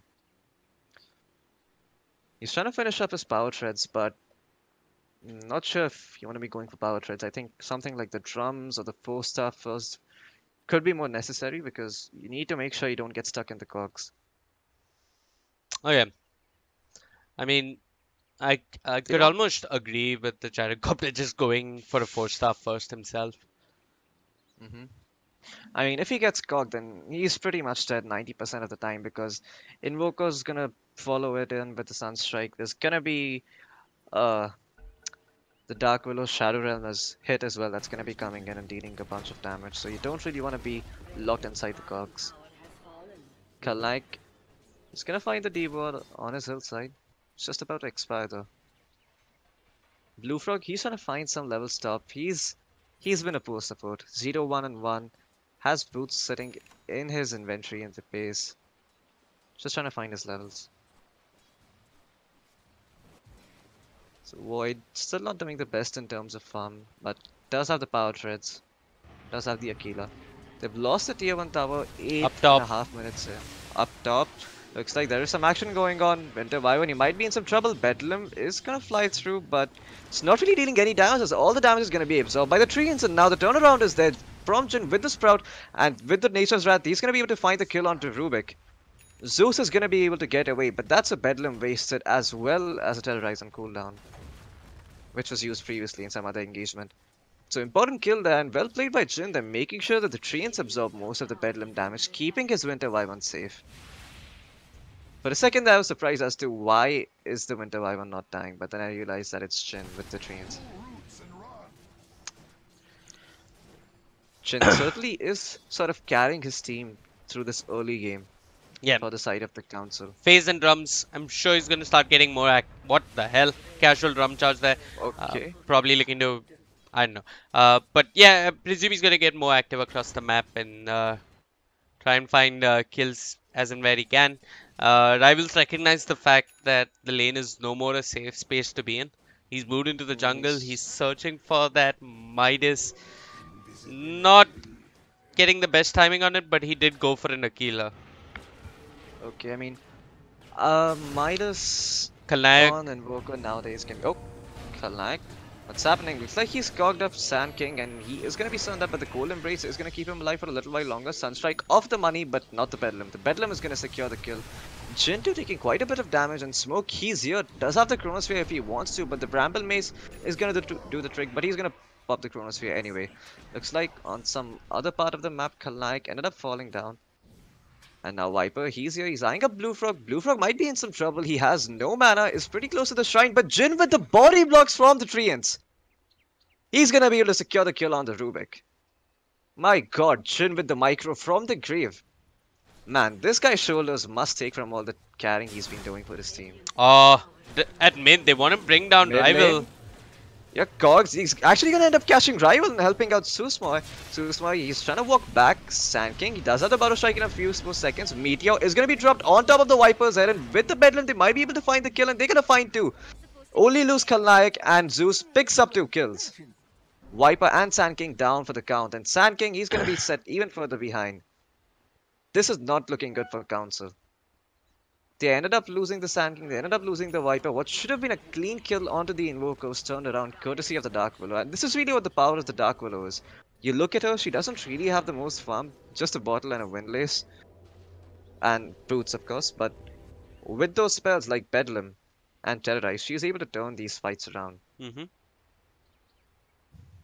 I think it's also a pain to play anyone who's responsible for initiation versus uh, the Dark Willow, because I mean the Bramble Maze. Look at that AOE. It's ridiculous. Yeah, Terrorize, ridiculous AOE. but the problem with the Bramble Maze is sort of though that you can navigate your way through it, right? So if you're careful and if you're alert, you're not gonna be caught in the bramble. But sometimes in choke points, there's just no option but to either turn around, go back into the enemy, or walk through the bramble. And in those cases, bramble is a really good spell indeed. Jin, he might be in some trouble here, top lane. Zeus, Bramble Maze is gonna catch him out. Does have the teleport if he needs it, but he is gonna be terrorized for the moment. Smoke comes in, does not have the Chronosphere for another 48 seconds. But Reyna, with the Winter's Curse, finally is gonna be able to secure the kill on the Dark Willow. Smoke kills his own ally. Deaths is here as well with the homing missile and the call down, catching out Smoke. Jin doing a fair bit of damage with the Nature's Wrath. Deaths might be in some trouble, but the hookshot from Kalnaik is actually gonna catch Smoke. And he's gonna end up falling as a result. Take my life, he says, as he jumps in to save his Void, and Jin, now with a whole bunch of treants pounding away at this tier 2 tower. What can AT really do to stop this? They have no wave clear, they have no way of dealing with the wave. Invoker, he's sitting in the mid lane who's eaten a Viper Strike to the face. He's not gonna be too happy. Susma, he's still just holding the Invoker over here.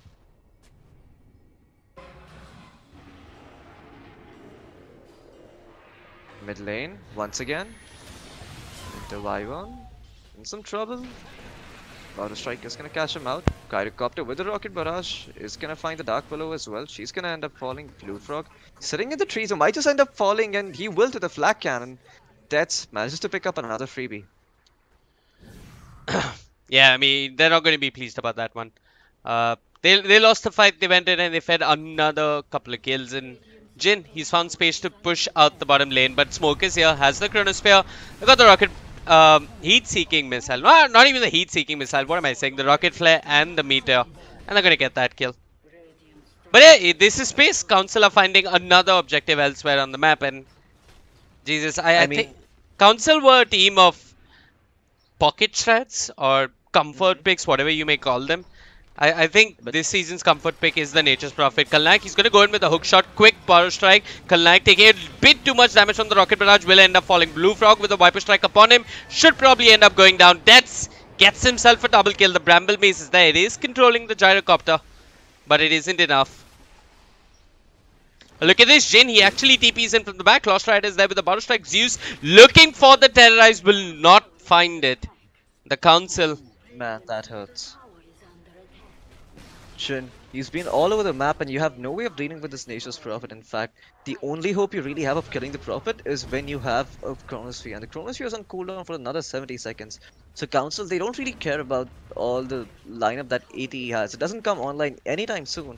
And with the Nature's Prophet, they're just pushing tier 2 towers here. Yeah. It's 14 minutes into the game and all your tier 2 towers are sitting at half HP. This is not the position you want to be in if you're ATE gaming. I mean, the path's wide open for the Council here. They can go towards Roshan, they can just wait and get the VKB for that's going, and then they can start taking these fights. I think they keep going for tier 2 towers.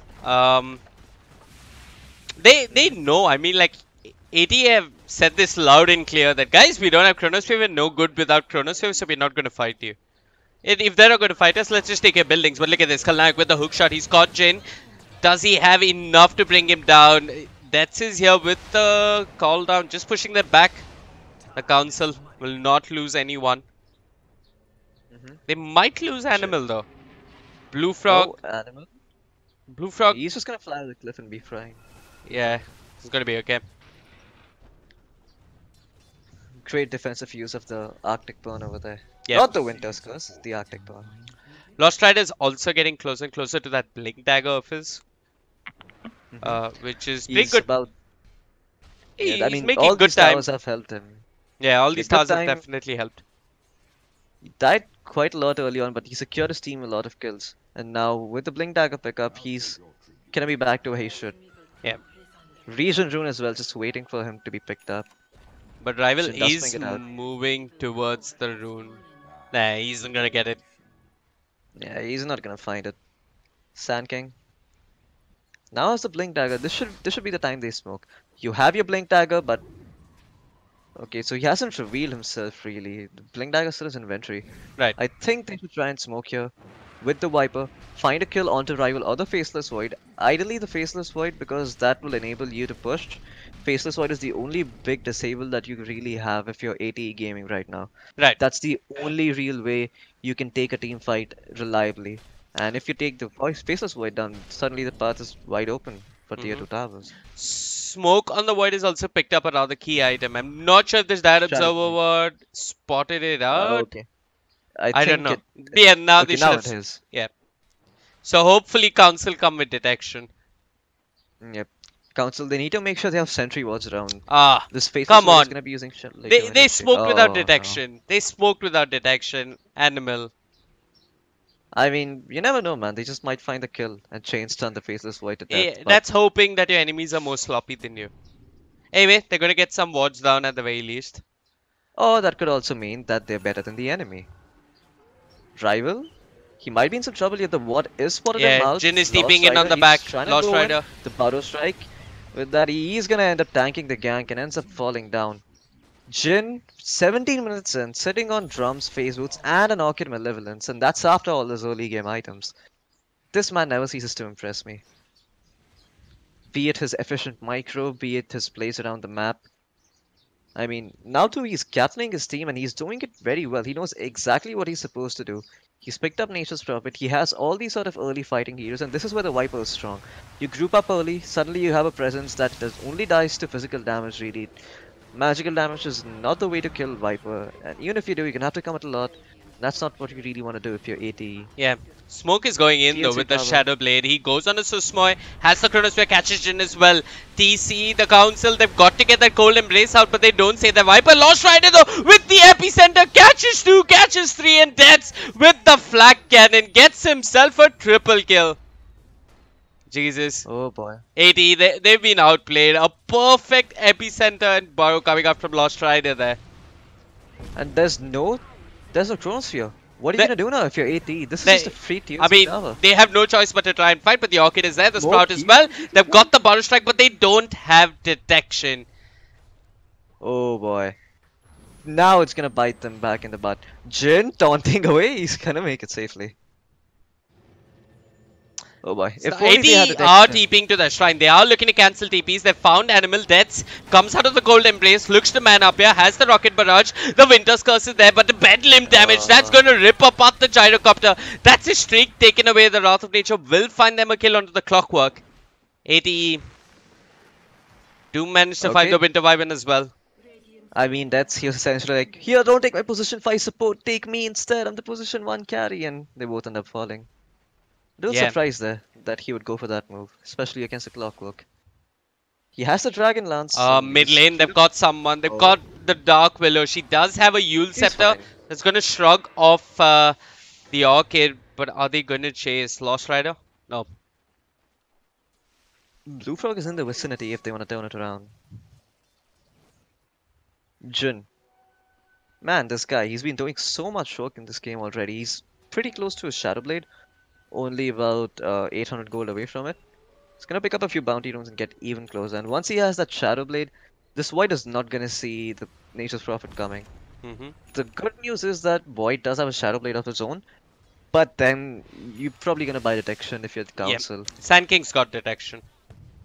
Sand King has the dust, and that should be enough to find the Faceless Void every single time they decide to go for him. Rocket Flare scouting out Roshan. Looks like they did suspect a Rosh attempt by Team Council, but Council's lineup is not the best at doing Smoke, he's gone in. Susmaya has the Cold Embrace to keep him alive. The Sunstrike will come through. They're trying to deal with this Viper who turns around, drops the Viper Strike, but elsewhere to the east, the Epicenter and the Burrow. They're going to bring down the Rubik, but it is only a Rubik. Jin comes in from the backline, has the Orchid, but he eats a Chronosphere. Smoke looking to turn it around. The Winter's Curse not doing too much. Jin, though, he's got a Glimmer Cape to keep him alive, and Dark Willow with the Bedlam looks to turn things around. The Splinter Blast not enough. They do lose Kalak, but they will find the Winter Wyvern and Lost Rider. He's got Deaths and Jin to back him up. He'll turn around, he'll bring down the Void. Dark Willow and Rival, the only two survivors here. Rival might have found himself another with the Tornado, brings down the Sand King. Oh boy. It is still What a only scrappy fight. Oh shit! Jade stood in one place, farmed creeps and ate a Sunstrike. That's actually really good for Team 80 because now you can't really push. Nature's Prophet is dead.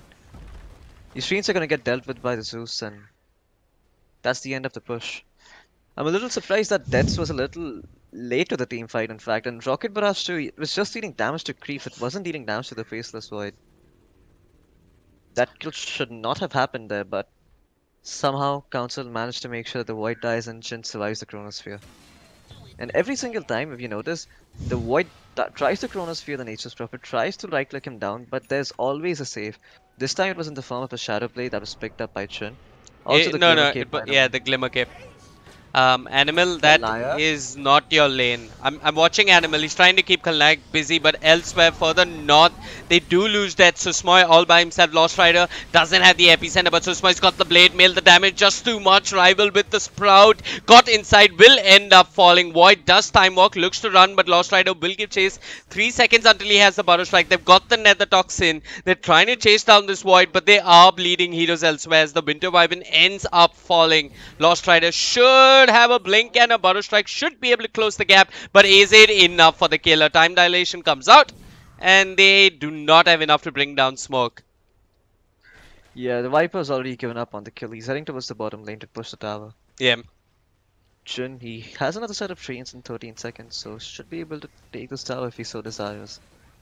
Looks like he's gonna TP to the top area instead. Looks like they don't want to go for racks yet. You don't have your Gyro, you don't have your Winter's Curse. Council had an advantage, but I feel like they've kind of been sloppy with how they've used it. Yeah, I mean, they could have gone and sort of gotten some damage off on the tier 3 right now as well, but they were somewhat afraid. I don't know why. The Invoker was dead, the Rubik was dead, the Clockwork was dead. I mean, that's the best time you can go for kills. I mean, sorry, for Objectives. tower damage. Yeah, objectives.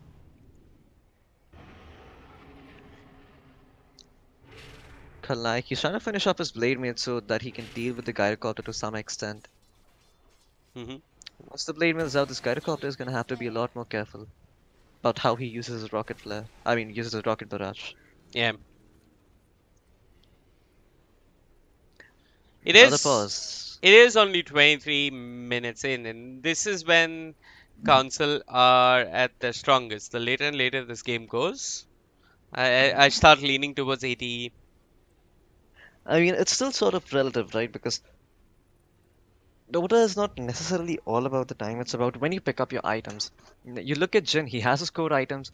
You look at Gyrocopter, he has his Mask of Madness and his Hurricane Pike, so he is in fighting shape.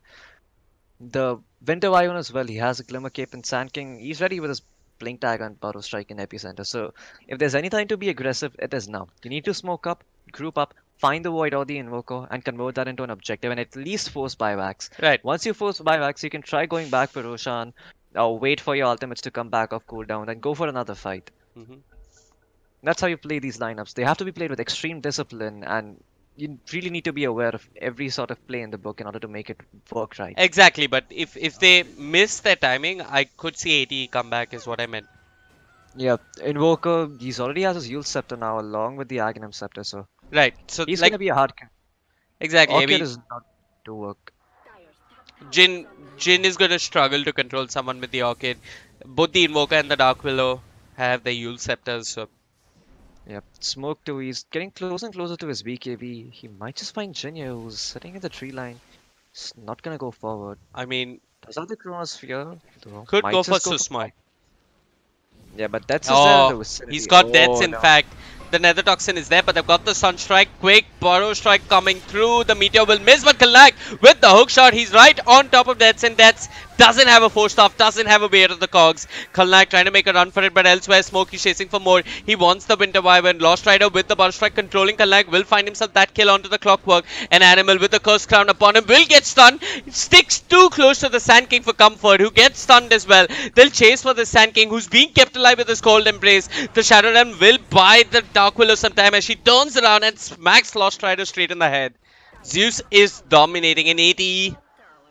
They lost the Rubik, they lost the Clockwork, but they got a whole lot more. Yeah, meanwhile, Jim is just pressuring mid and forced out the buyback from Rubik. They can't afford to lose so many heroes. They lost the Gyrocopter, they lost the Viper, as well as the Sand King.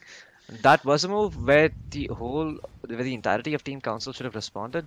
I don't know where the Wyvern was or what he was doing, where the Nature's Prophet was. That's a fight that if you take it, you're gonna end up finding at least a tier 3 tower, if nothing else. So Wyvern TP'd out. I mean, Nature's Prophet Oh, TP'd out just as the fight was okay. starting. Don't you remember Yeah. Smoke was in the trees next to Oh, yeah, Jin yeah, and yeah. Jin TP'd out? Indeed. That makes a lot more sense now. Well, they made best of a worse situation and got some tower damage off, so that's good. But Uh-huh. they need to minimize this. They need Oh, to they're fight moving man towards more often. Roshan, but the tornado is there. The rocket flare as well is Kalnak. Gonna look for a hook shot. No, he's too far away. Yeah, they're just gonna back out of the Roshan, but they can't really take it right now with the items they have. They need to wait for the Gyro Card to get at least the BKB before they can think of going in. Because then you have Terrorize, then you have Bedlam damage, you have all the sort of magical bursts available on the side of AT to bring the Gyro down. So Gyro hasn't really been farming that well. He's only sitting on 130 last hits. Has a Mask of Madness and one component of his BKB, that's the Ogre Club. 26 minutes in, this is not bad farm by any means, but you certainly want your Gyro to have his BKB at this point in the game. Mm-hmm. Because this is the time where you pick up those crucial fights where kills turn into objectives and objectives turn into game-winning, plays. You can't set those up if you don't have the BKB.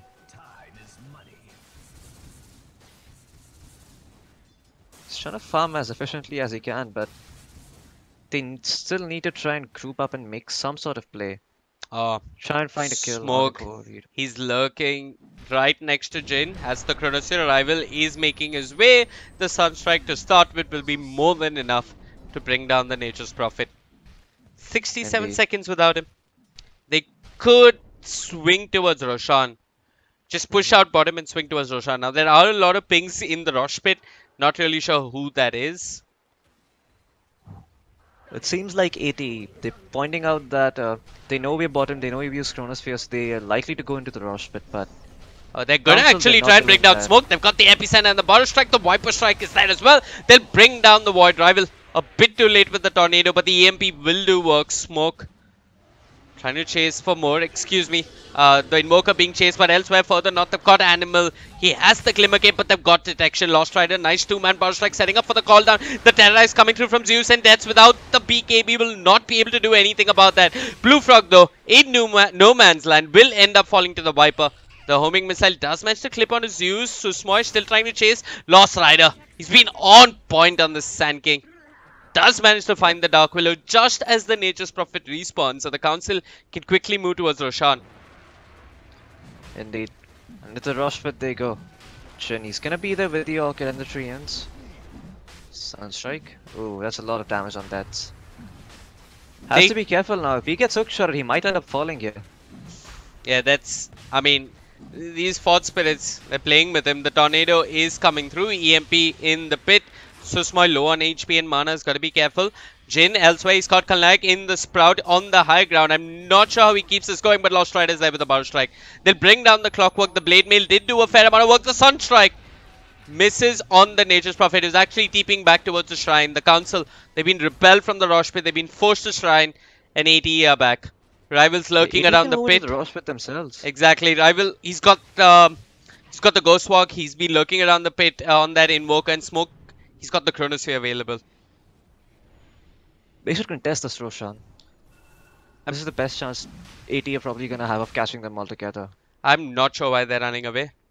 I am not okay, so they contest Roshan and they suddenly lose a Clockwork and don't feel confident. Guys, you have Chronosphere. Come on. Okay, with that, he's gonna manage to find the Aegis and... Is that okay? I don't know. I'm fine. I mean, Viper isn't really doing much in these team fights. He's just getting his mana drained every single...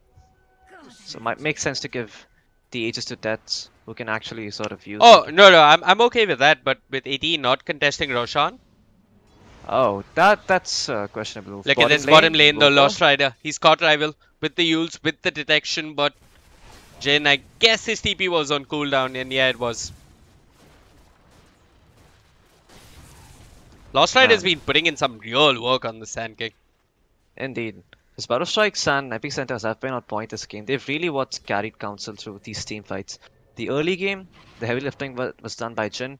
Mid game, Lost Rider's on point with his Blink Dagger and is trying to put his team in a good situation. But time and again, the Viper, he ends up falling in these fights all the time. He needs a BKB in order to be able to survive these engagements. Once he has the BKB, he'll have a lot more impact. But the problem really is that the early game didn't go as well as it should have. I mean, Viper's basically a liability until he gets his BKB. He's not an asset anymore because you really take Viper because you want to win your mid lane. You don't win your mid lane, suddenly Viper's just a walking. He's just a walking. They green might goblin find smoke hydralist though. Sort of thing. They are trying to He has chase time smoke. bombs. Pops his BKB. They've got the Winter's Curse. Yeah, that's going to hold smoke in place. A 10-second BKB wasted. Rival looking to counter initiate. Has the Tornado and the EMP. The Meteor coming through. Jin dropping low. Has a BKB of his own. Elsewhere, further north, the Chronosphere catching Animal. Animal going to drop. The Cataclysm is there. It clips a couple. Doesn't do too much. Smoke will end up falling. The Orchid, just a bit too much coming out from Jin on that Nature's Prophet. And Gyrocopter was chasing someone. Not really sure who. But ATE, they lose a void. They find a Winter Wyvern. Oh boy.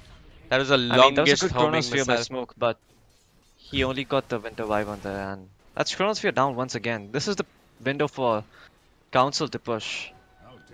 Do you think But look at, the Void needs something like an Ag Scepter this game?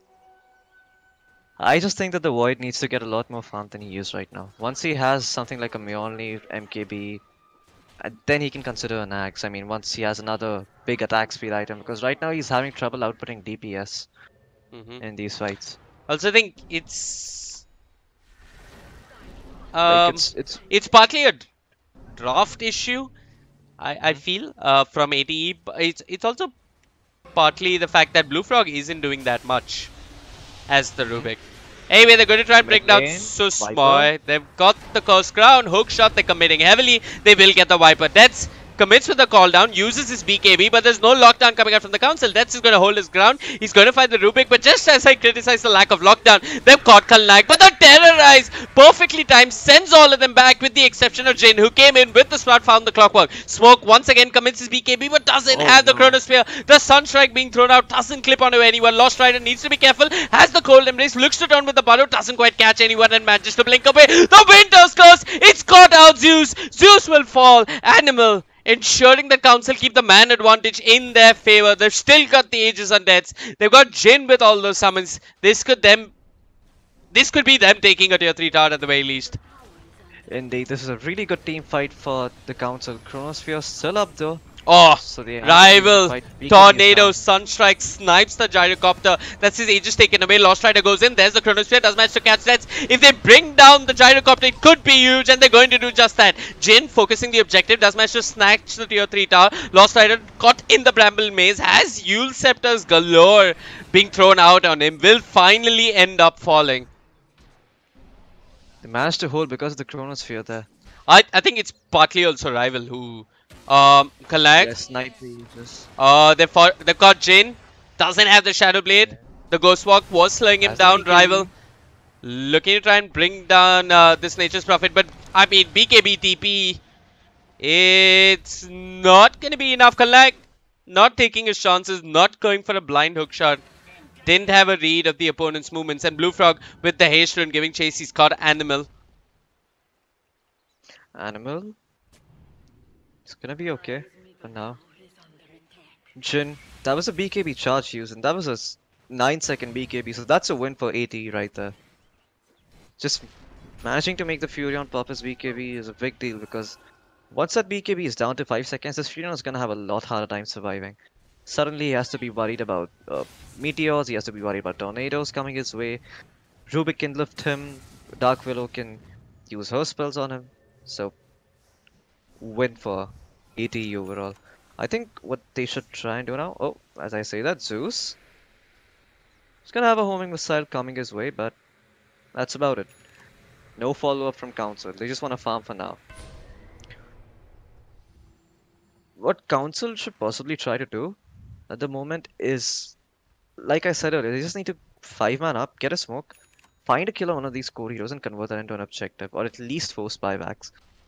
That's what their lineup is meant to do. The more they farm, the more space they're giving this Void and Invoker, and Void and Invoker are superb late game heroes. I mean, you reach that 40-45 minute mark where Invoker has an Octarine Core, a Scythe of Ice. He's just gonna be styling all over you because your BKBs are low on cooldown. Faceless Void too. Once he reaches that late game, he hits hard. Really, really hard. Especially if you have something like MKB. Smoke is, although he's gonna go for Butterfly.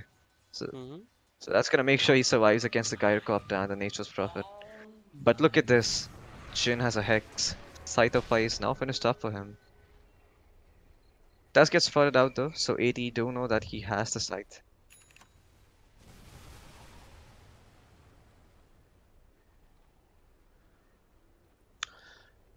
I guess both teams are probably just gonna wait until the next Roshan. They're gonna farm, they're gonna try and get the best items that they can. I mean, Roshan's not up for a while, and Yeah, but not sure you want to go any later than this. I guess the plan counsel. is you don't want to. I think it's already gone. I mean, they're one fight away from losing the advantage in this game, I believe. If this game goes a bit later, I don't know, another couple of minutes, they lose a fight. Another 5 minutes, and if they lose a fight, I think AT are very much in this game. I mean, they sort of already lost their advantage early on, right? When they didn't press at 18 minutes. When they got the team wipe, they decided to go back and farm, when instead they should have just pressured the tier 3 tower. Then they could have taken up shrines, could have opened the way to Roshan, and Gyrocopter would have had a lot more farm. Instead, it's 36 minutes in, all he's sitting on really is a Hurricane Pike. Doesn't give you any damage, a Mask of Madness, it's only there for accelerating your farm speed, and BKB, it's a purely defensive item. Gyrocopter doesn't have a lot of offensive potential. Yeah, he's also just looking to tank up. I can't say I agree with the Skadi pickup. I think he wants to slow down his opponents, but that's not gonna work when Faceless Void has Time Walk. It doesn't matter if you slow him down. I mean, I think able to Time Walk away. Yeah, but at this point you want to be building a damage item. Yeah, exactly. You want to be having a Butterfly or an MKB, maybe even considering a Rapier at this point. So what Tets could have done, I mean, looks like he wanted to go for this slightly tanky / DPS heavy route. A lot of Gyrocopter like to build the Aghanim Scepter, and for a good reason. That extra side gunner that is added when you purchase the axe, it actually increases your DPS output by a lot. Right. It's almost like having an Echo Saber every 1.3 seconds, and that's pretty insane. That's though. It's gonna be farming up his Skadi. Skadi does mean that they'll be able to chase down the supports though, so the Rubik and the Dark Willow, they're gonna have a hard time running away.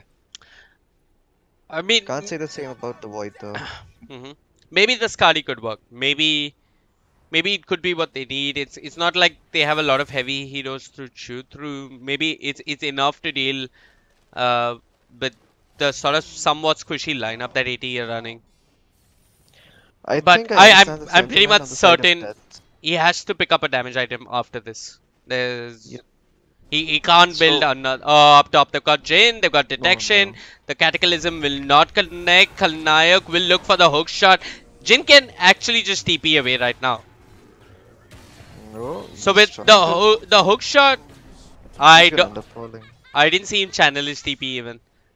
Sure, maybe he could have actually TP'd. Because the hookshot is the only thing that pierces spell immunity and cancels TP. With the exception of the Chronosphere on the side of A team. And with the hookshot... I mean, Jhin was a stun with life. So, that's all that there's to it really. But the Gyrocopter, I think I can understand why he wants to go for this sort of Eye of Skadi. He does realize that he needs to tank up. He got caught in the Chronosphere last time and got essentially soloed by the Void.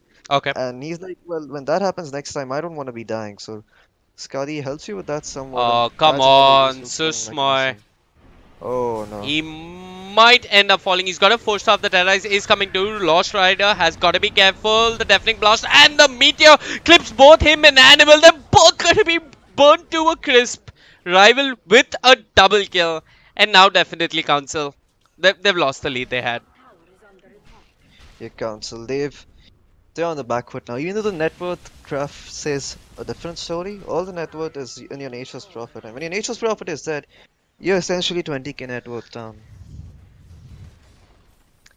I mean, you have the Scythe of Vice, you have the BKB and the Orchid and all these items, but Well, when AD you're are having just trouble going to move into surviving, the or high even ground. after They've got damage. Susma in the Bramble Maze. Force Staffs will push him around. Rival pushing out top. Smoke still has that Chronos Wave need be. Lost Rider goes in with a Burrow Strike. Stolen by the Rubik. Smoke needs to be careful. He's hexed. He's silenced. Might end up falling. Pops the BKB and time walks the hell out of there. Could look to go back in, but he isn't going to bother. Yeah, he's just gonna time walk away for now. 40 minutes. Rubik hasn't found a single support item. I don't mean- know, man. He's living the solo life. No farm, nothing.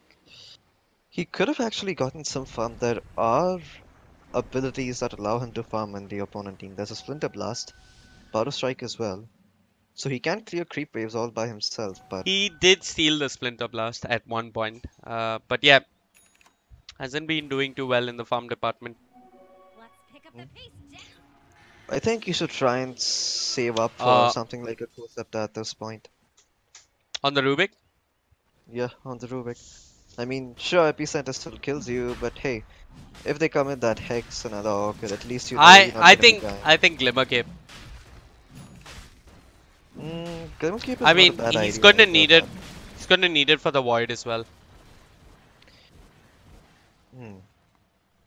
Not too sure about that, but for now, not gonna go with his team. He's just gonna stay mid and make sure the creepy doesn't push in. Look at him, he's just so afraid of the Nature's Prophet. But now with Roshan, he should be knowing exactly where Jin is. Deaths? He has a double damage rune. If they have a smoke, they need to pop it now and they need to fight.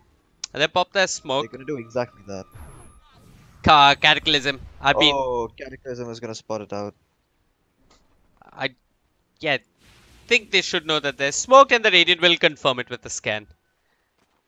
Yep. Okay. Rival, he's going to try and break the smoke with that Ghost Walk. Curse Cloud on Animal. Rival pops his BKB, looks to turn, has the Cold Snap. They've got the Bedlam. They're trying to bring down this Winter Wyvern with the Shadow Realm damage. They will. They've got the AoE Deafening Blast. They're trying to control the Sand King. Smoke coming in, looks for the Chronosphere. He doesn't want to expend it because that's still got the Aegis. So Smoy with that Blade Mail not doing squat in the team fight. But Jin on the side did manage to snipe down the Invoker. The Terrorize will push back to Smoy. Smoke still holding on to that Chronosphere. He's got that Butterfly and he commits it. It's a huge Chronosphere. It's going to catch Deaths. The Sprout trying to keep Deaths alive but will not succeed. Zeus even chipping in with that Shadow Realm damage. So they brought down the Gyrocopter. They did lose Jin the going Invoker, but forward. Jin is going forward. He's got the Hex like you mentioned. He's controlling Smoke with the Bottle Strike. They'll bring down the Void. That's 99 seconds without him, but he has got buyback. The Council. They've got to march down a lane. I mean, Void, he may have buyback, but he does not have Chronosphere. Council, they should take note of this and just try to push high ground. Oh, Jin. Okay. ETB top. I think that's okay. That's understandable. I mean, he doesn't want the lane to push and he doesn't want to lose. Yeah, we. Or have to TP back You and defend. want to He just push wants both go. lanes. Yep. I mean, this is the only way they can really get any racks because now you're forcing the lineup of AD to split up Yeah. and address the split push. But if this creep wave dies, it's Viper gonna. doesn't hit tower. Yeah, if this creep wave dies, he's gonna be in a bunch of trouble. Yeah, so the creep wave top is being dealt with. Kalnak is gonna clean that up. I mean, Jin, he's going for bounty runs at the moment instead of going bot and pushing with his team for some reason. Oh, he TP'd bottom. Lost Rider tries to go in. The telekinesis is there. Stolen Burrow Strike by Blue Frog. Yet to use it. Terrorize being challenged. Kalnak taking a whole lot of damage, but barely ends up surviving. The Spirit Vessel keeps him healthy. Yeah, Viper, he's trying to deal damage to the tower, but just can't manage to do so. I He mean, has no way of dealing right click damage to the tower. Tornado, and now EMP, Viper's they've got back. the Ice Wall, but the epicenter, it comes through, does a bit, but not enough. The Bedlam doing a fair amount of work. He'll throw one last Burrow Strike before he falls, bringing down the Rubik with him. The Meteor and the Deafening Blast trying to control this Viper. He's got a Glimmer Cape and a BKB, keep him alive. Animal blinks in, goes AFK, throws out the Winter's Curse. Zeus pounding away on Kalnak. Kalnak might end up falling. He accepts his fate, pops his BKB, goes in with a hook shot, tries to man up. The cogs are decent. The Cataclysm is there with the Shadow maximum damage. They'll bring down Jin to the Chronosphere. It's got the Winter Wyvern. It's got deaths. Smoke gets himself a double kill, and Council, despite winning a team fight, failed to convert it into an objective. Jesus. Man, that team fight was crazy. Cataclysm managed to hit 2 heroes finally, so late into the game. Another thing that happened there was that Viper didn't pop his BKB. He ended up eating the Meteor and the Deafening Blast, so that took away half his HP. Then he decided to pop the BKB, and half the spells had already lost their effectiveness, and just ended up falling to the right clicks of Invoker with the Alacrity. The Viper, he needs to up his game if the Council won't have any shot at taking this game. Oh, but look at Jin. I think Smoke heard the sound of his Shadow Blade. I'm not sure. His spidey senses were tingling. I think Jin Shadow Bladed somewhere near him. I'm not sure. But yeah, ADE, they're marching down mid. It's only Jin alive. It's only Viper with buyback. Winter Wyvern and Sand King are respawning quickly, but it's 2 catapults with Alacrity upon one of them. This tier 3 is gonna melt. Jin trying his best, pops the Linkins. It's a trebuchet. Bedlam coming through, forcing out the BKB on the Nature's Prophet. Lost Rider goes in with the Power Strike. Not onto anything, and there's the Bramble Mace. Just controls Lost Rider, keeps him away from the fight. Smoke works on the melee barracks, the Glyph, giving Council a little bit of time. Yeah, that Hex was from the Dark Willow. The Dark Willow has a Hex of her own. Okay. Where the hell did she find this farm? Wait, I have 90 gold per minute. Okay. Okay. Yeah. It does add up. Yep. All that gold, 47 minutes in. I mean, I would be surprised if she didn't have a Scythe of Ice at this point. But yeah, honestly, right now, in these fights, she's doing a lot more than, say, the Viper. Of course, I mean, even a Creep is gonna be doing more at a Viper at this point. At least Creep disables backdoor protection. Viper can't do that. It's not that Viper's soaking up a lot of damage. He's trying to, but I mean, Viper's job is not to soak up damage in this fight. It's just to make the life of Kalnayak, the life of the Faceless Void, that Smoke and Blue Frog, a lot harder. Okay. Just needs to throw Nether Toxin, kill somebody before the fight starts, make sure they can't get their spells off. Wait. How does he kill somebody before the fight starts? I mean, they're going to try and bring down Rival up top, but Susmoy, Hexed, will watch as both Zeus and Rival run away. He can kill supports like Rubik and Clockwork. I mean, the Council are doing that, but killing Rubik makes no difference, honestly. Because Rubik isn't doing anything in these fights. I think Kalnayak does his bit and then ends up dying. I think, I honestly feel that if we look at the scorecard post-game, you will see that the Rubik has bought all the wards here. I don't think Kalnayak has bought a single ward. Before we talk about any sort of scorecard, let's just look at the net worth. Jin is leading the charge with 31k net worth, but then it's the 3 heroes of ATE Gaming. Oh yeah. The 3 cores. And then it's the cores of Council. That's the Kaido and the Viper. And this is an off-lane Nature's Prophet. This is not a safe lane Nature's Prophet. It's not a mid Nature's Prophet. This Nature's Prophet, he went to the off-lane, zoned the Void out, made sure he didn't get a lot of farm, and managed to find farm himself as well. Has a Moonshard consumed, for God's sake. This man is crazy farmed. I mean, but that individual play really amounts to nothing. I mean, yeah, I mean, just goes on to show that Dota is indeed a team game, and the better team will always win over the better individual players. Yeah. Is he looking to snipe the Willow? Ah, Willow! Oh, Willow. Zeus was quicker with the Hex. I thought Jin would Hex her first. I thought so too, but looks like he ran out of range on the Willow. The Willow moves quite fast at this point. I think 430 move speed, if I'm correct. Yep. 435 with the Boots of Travel and Yules. Anyway, Smoke on the hunt with that Shadow Blade. Wouldn't want to expend the chrono for just a Winter Wyvern, but won't even see Animal. Rival might though. Zeus blinks forward, has the Hex. I hear a hook shot on the side, doesn't quite connect on anything, but they're going to bring down the Winter Wyvern. And Zeus, well, he still got his ultimate 1984 damage on a 25-second cooldown. A 30-second cooldown. And that's only one of your ultimates. I think that's fair. Yeah. Yep, totally balanced. Just like Monkey King on release. Yep. I actually saw that death summary then. Zeus did 1,984 damage, and I think he's caught Nature's Oh, Prophet. Oh, he has uh, detection. I BKB TPR. Clockwork Kalayak hook shot. whiffed. Kalayak! Don't worry, Kalayak. Oh I no. didn't catch that on camera. I didn't. I heard it though, and I think the crowd heard it as well. Indeed. Kalaiki is not gonna be too happy with himself.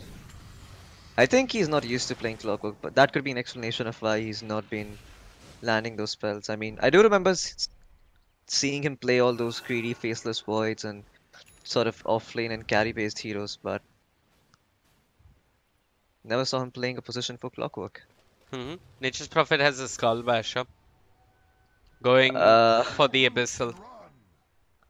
Oh boy. I mean, do ranged heroes bash? Yeah, they do, but it's just a lower chance. Yeah, I know. Oh, Dark Willow, she's managed to find Jhin once again with the cold snap. She doesn't have a BKB and nullified up as well. He's gonna end up falling. Yeah. 120 Oh, seconds, they've no got buyback. Susmoy with the hook shot. Viper controlled with the Split Vessel will end up falling. Lost Rider gets up the epicenter, but the Winter's Curse is there negating some of the damage. Smoke though will end up killing his own teammate Zeus. He's still chasing forward. He sees Animal, but Animal quick on the fingers will manage to blink away. Lost Rider will also end up surviving, but I hear another X. They've got Animal. He's got the Glimmer Cape, but they've got Detection, it seems. They've got the Bramble Mace. Animal caught in it. Will end up falling. Smoke dominating. 76 seconds until the Bitter Viper respawns. A buyback coming out from the Viper. ATE. They are back in this game, and they are fighting. They should know that Furion has no buyback. They can just go and take cracks at this point. They should. They should. I'd like to see quick Burst Strike coming out from Lost Rider. Still looks to try and fight, but he's going to end up falling. The Nullifier thrown out. That's pops his BKB, but he's caught in the Chronosphere. The Shiva's Guard is there. The damage from the Void and the Invoker just too much, and they'll move on for Susma at last. The buyback coming out from the Gyrocopter. Smoke pops his BKB, looks to run the Terrorize, pushing back the Viper. The Burst Strike is there. Lost Rider trying his best to hold on to this game. Blue Frog hits his first spell of the goddamn freaking game. A Butter Strike on to 2, and with the AoE Deafening Blast, he'll bring down the Sand King. That's a dieback on the Sand King, and Smoke is chasing for more. They've got the Nullifier, they've got the Hex, they'll bring down the Gyrocopter. Susmoy all by himself, standing next to his barracks, will end up falling. Y1 buys back, but what can a Wyvern do? Not really too much is the answer, as the council, they've finally expended their buybacks. They've finally lost the laner barracks, the first laner barracks to fall in this game, 52 minutes in. They should try and end here, AT. They know that they have no buyback. Shin is literally the only hope remaining for the council right now. And they have 4 heroes still up, so they can deal with Shin. Okay, they're going to deal with Animal. Okay, Animal. He has a Death Wish. And he is going to find his Death Wish. He ends up falling. I think the plan was to try and buy time. But time is the one thing that council don't have. They're thrown under siege. Jhin TP's in, pops his BKB. He's trying to deal with Smoke with the Hex in the arcade. He does a fair amount of damage, but it's not going to be enough. GG, well played is going to be called. No doubt about it. AD were the better side today, as council did find a fair advantage early on, but couldn't capitalize on it. Indeed. I think it all can be narrowed down to them not really pushing when the advantage was there. I think if they grouped up together and took the opportunities that they got them, especially those first 30 minutes of the game, they just go high ground and just try to force out Chronosphere, try to force out some buybacks when they just want a team fight, the game would have looked much different. Gyro's itemization could have been different, Viper's laning phase could have been different, but the overall plan, I think, from Council needs to be looked upon once again and inspected thoroughly. Because they just kept farming even after getting all those pickouts. It seemed like a typical pub game. Yeah. From them. Anyway, folks, that's it as far as today's broadcast is concerned. This is Vivek and Floki signing out.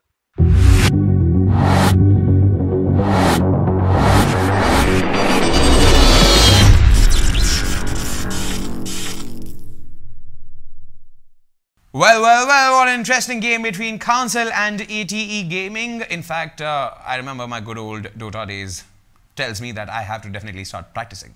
But this is what we have for you guys, sadly, for today. We'll be back again tomorrow with more Clash Royale, Counter-Strike and Dota 2. So stay tuned in. Do like and subscribe to our channel so that you don't miss any further notifications when we go live with the broadcasts of the said games. So till we see you guys tomorrow.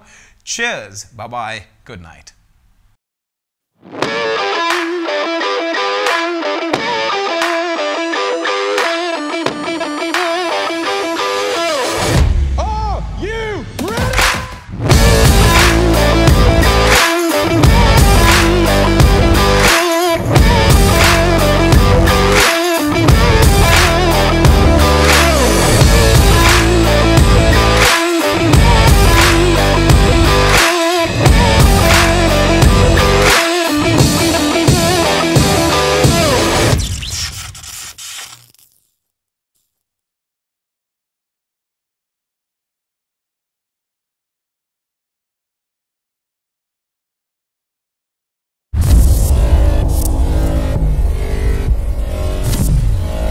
This is the first ever Omen X laptop for gamers that go to extremes.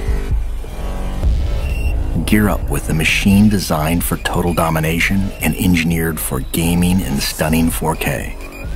Equipped with the latest Intel Core processors, it gives you the power to be relentless.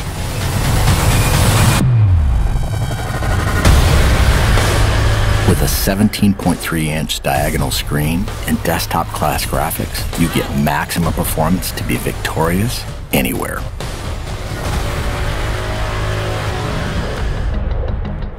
With multiple fans and large exhaust vents, heat is transferred away from critical components for dynamic overclocking. Ramp up boot times, game loading, and overall system responsiveness with optional RAID 0 SSD configurability. An RGB LED backlit mechanical keyboard lets you program each individually lit key to create customized key maps that switch seamlessly between games. With 2.5mm travel and in-key rollover, you can take out your competition with more accuracy and precision. Designed for extreme immersion, DTS Headphone X technology comes built in for surround sound experience that puts you right in the middle of the action. With the addition of a VR headset, gamers can step inside a completely immersive world for an elevated gaming experience.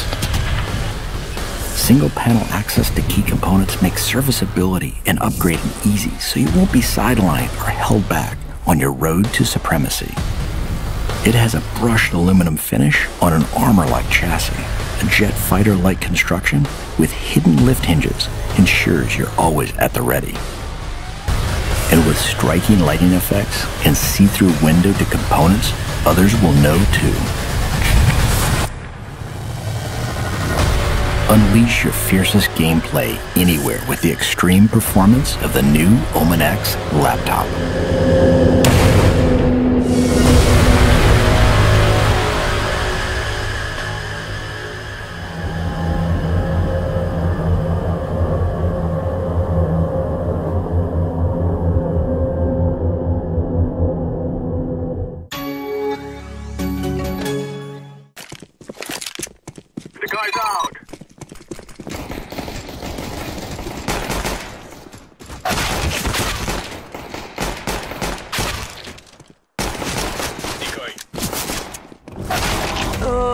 That was beast.